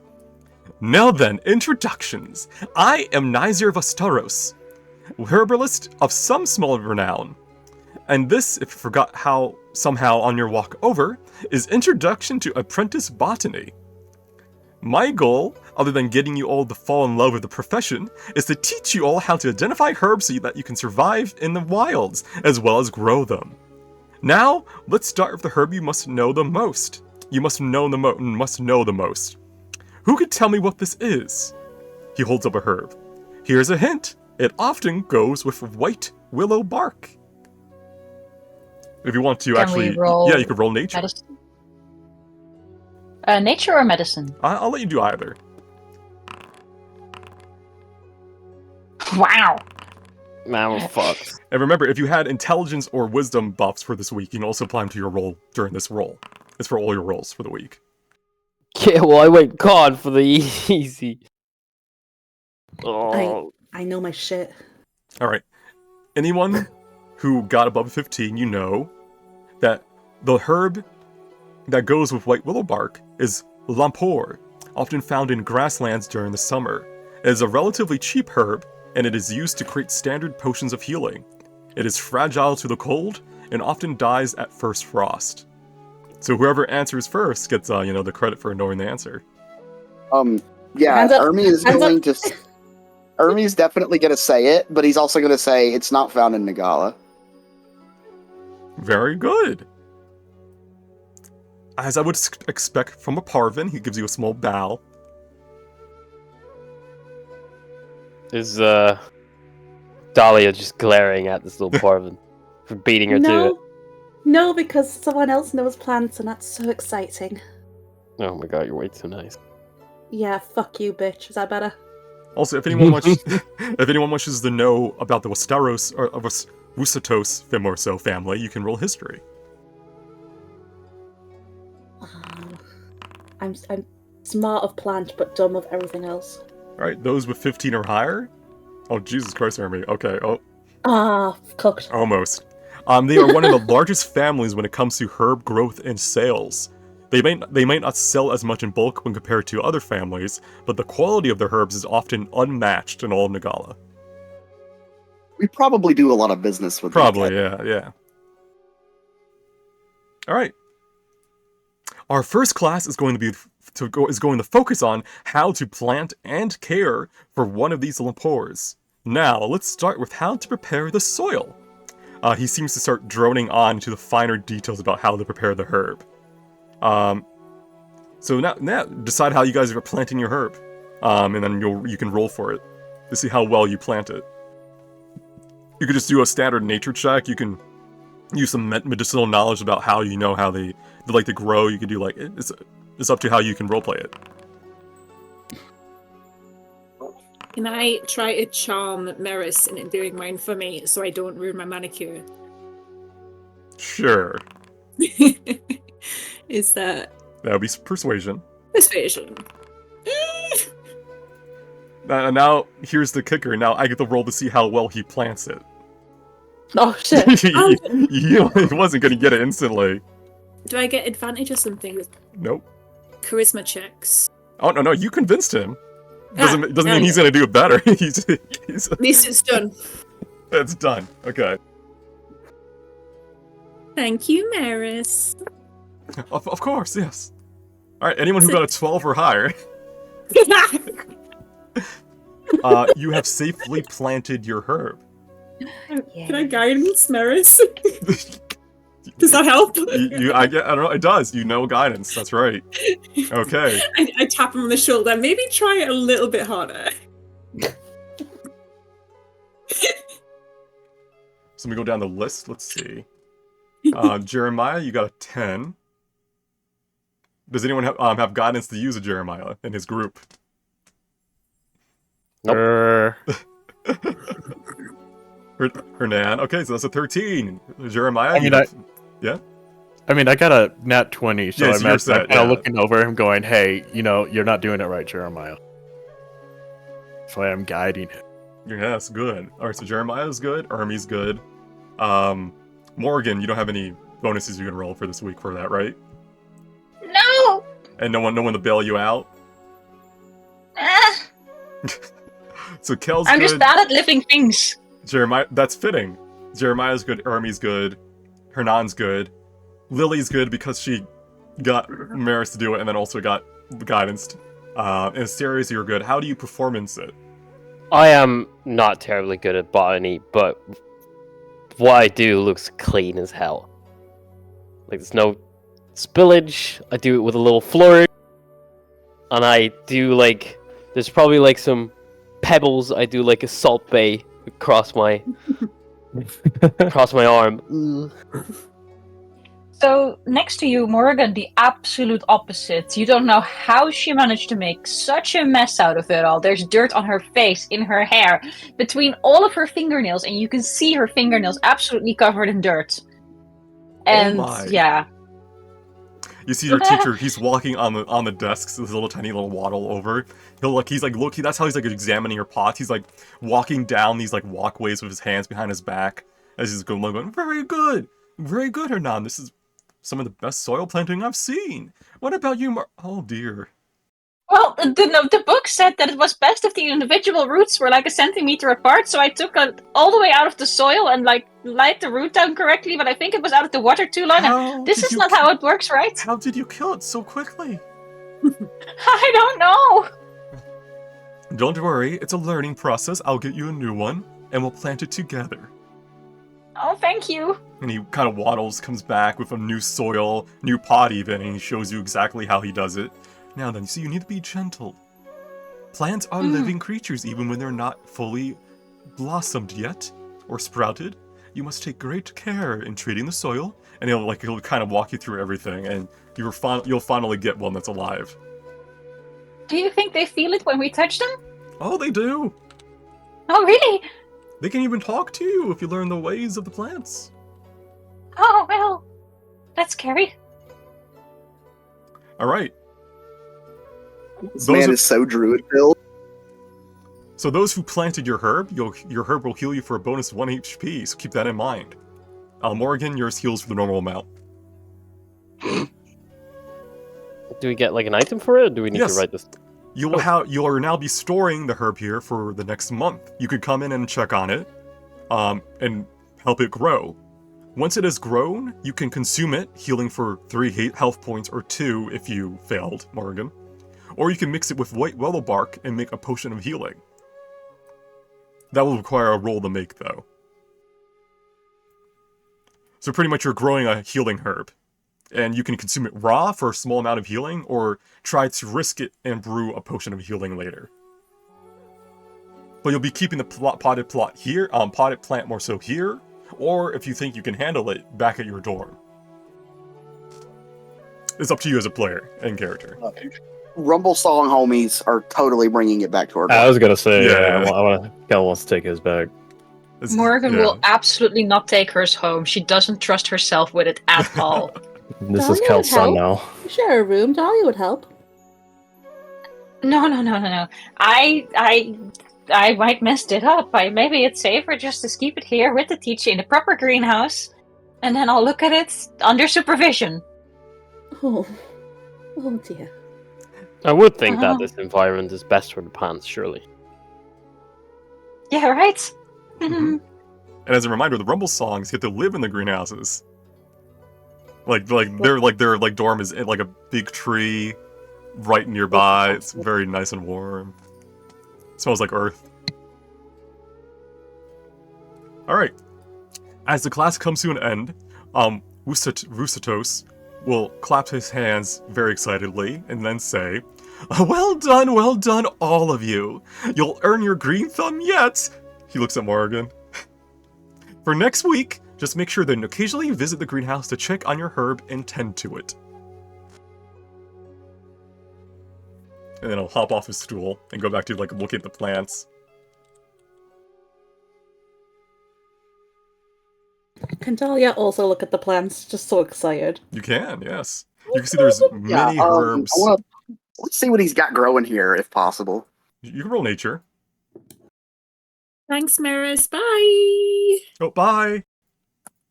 He'll wave off at you a little, like he's like happy, and then he'll turn to see the 2 goblins kind of just staring at him. As if wondering why he didn't plant theirs as well.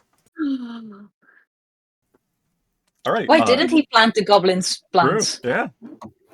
Ermi, you can tell from 19 that these are well tended to, but there's also other ones, there's pots of student plants being grown from even higher classes, essentially.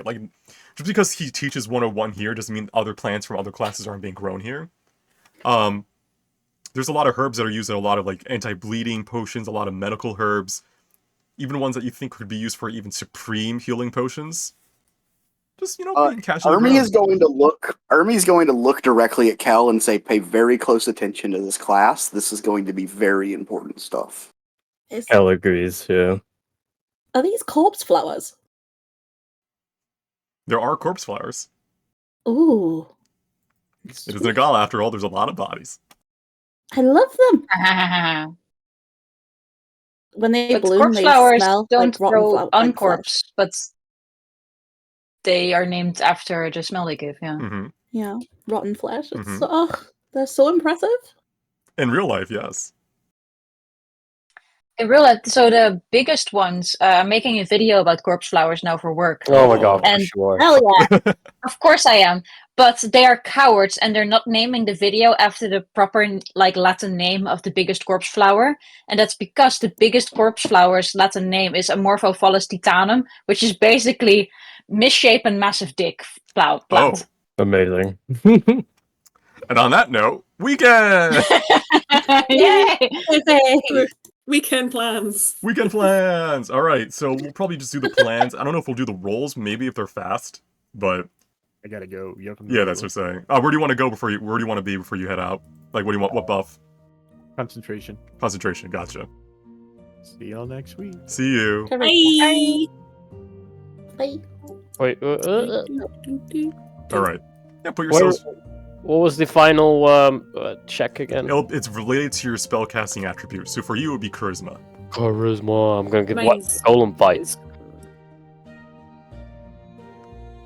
Alright. You're ruining my NPC moment. You need to leave. You can have your NPC moment. I'm here for the goblins and the stats. He's going to ignore you there. It's fine. I don't even know who you are. I wish that were true. Go. You're not here. All right, let me look. So, Philly, you want to go to Phantom Harp? Yes, please. Okay. Zen, you're going to the Goblin Gains. All right. Yeah. Dahlia. And I said Dahlia because you guys are on top of each other, so your name combined into one. Because you're both going to the Goblin fight, so don't get off of each other. Stop throwing hands. I need to see. I need to count. It's on site. Oh my god. So 1, 2, 4, 5. Oh, you're going to the Learning Towers, I see. Yes, I take my school seriously. Alright, okay. And then we have Hernan, Jeremiah, and Ermi at the Flyball Arena. Am I missing anyone? 1, 2, 3. No, I'm not. Okay. I think we'll end there then if you guys want to get some RP out of this. So we'll kind of RP at the beginning of the next session, do your final checks as you move towards your excursion. But 1 second, let me update the map. So we are currently... That was Do the my first checks weekend, now the if you second want. weekend. Oh, you want to get yours done? You just want... So it's currently the 22nd. Your excursion's on the 28th. Ooh. Hey. So this is pretty much your last weekend. Because the weekend for the excursion doesn't let you go here. You're going on your excursion. So Ermi, what you're saying is you want to just get your checks out of the way now and see what you learn. Is that it? Yeah. Is there a chance that we do? Do we still do the checks on the excursion weekend as well? No. No. Okay. So there's no way I get at least 2 of my spells. Well, you have to remember you're doing the checks during the week, not during the weekend. The weekend is for your buff. So this buff will also carry over into your excursion mission from this weekend. Gotcha. Yeah. Let me look. I think Con's fine. Glad I picked strength then.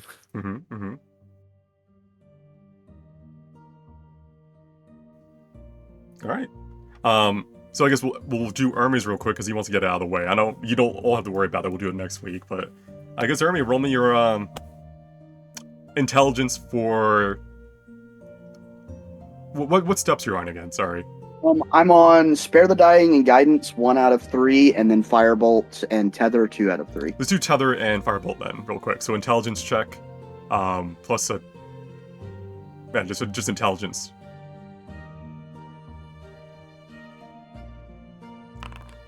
All right. And now for Firebolt. All right, so you now have Firebolt and Tether, correct? Yep. Okay, and then you can roll and then you can roll for the other 2 using their related scores.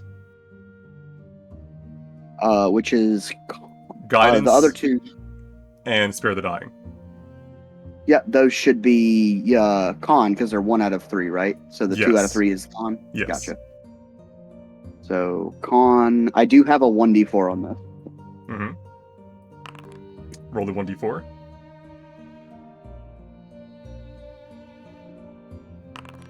All right. Nice. And now for the other one. And that should be good because you have a 1 on it. All right, so you're now 2 out of 3 for both of those. Keep track of that. Yep, I'm going to put that in. I'm actually just going to edit that message I sent you. Okay. Unless anyone really wants to roll them now, we'll do it next week. So it's up to you guys. We can go for like 5 more minutes to get them all done, or we can end here. So it's up to you guys. Next week's fine. Okay. Yeah, it's fine with me. Yeah. All right. All right. So as you guys go on to your final weekend for your excursion, you kind of go to your little events. We'll do the roleplay next week, of course. And I guess next week you can look forward to the weekend event RP here. You'll have 1 final course RP session before you head out to your excursion over the weekend. Well, you won't die at all. You'll be nice and safe. Yay! Totally. Very safe. All right, I'll be right back then as I end the session. So 1 moment. All right, that was episode 3 of Immiscible Atonality. I'm getting there. I'm telling you, I'm gonna have it like nailed down by week 7. Next week will be a more active session. They'll be doing some, exploration and stuff like that, I can say, during their excursion.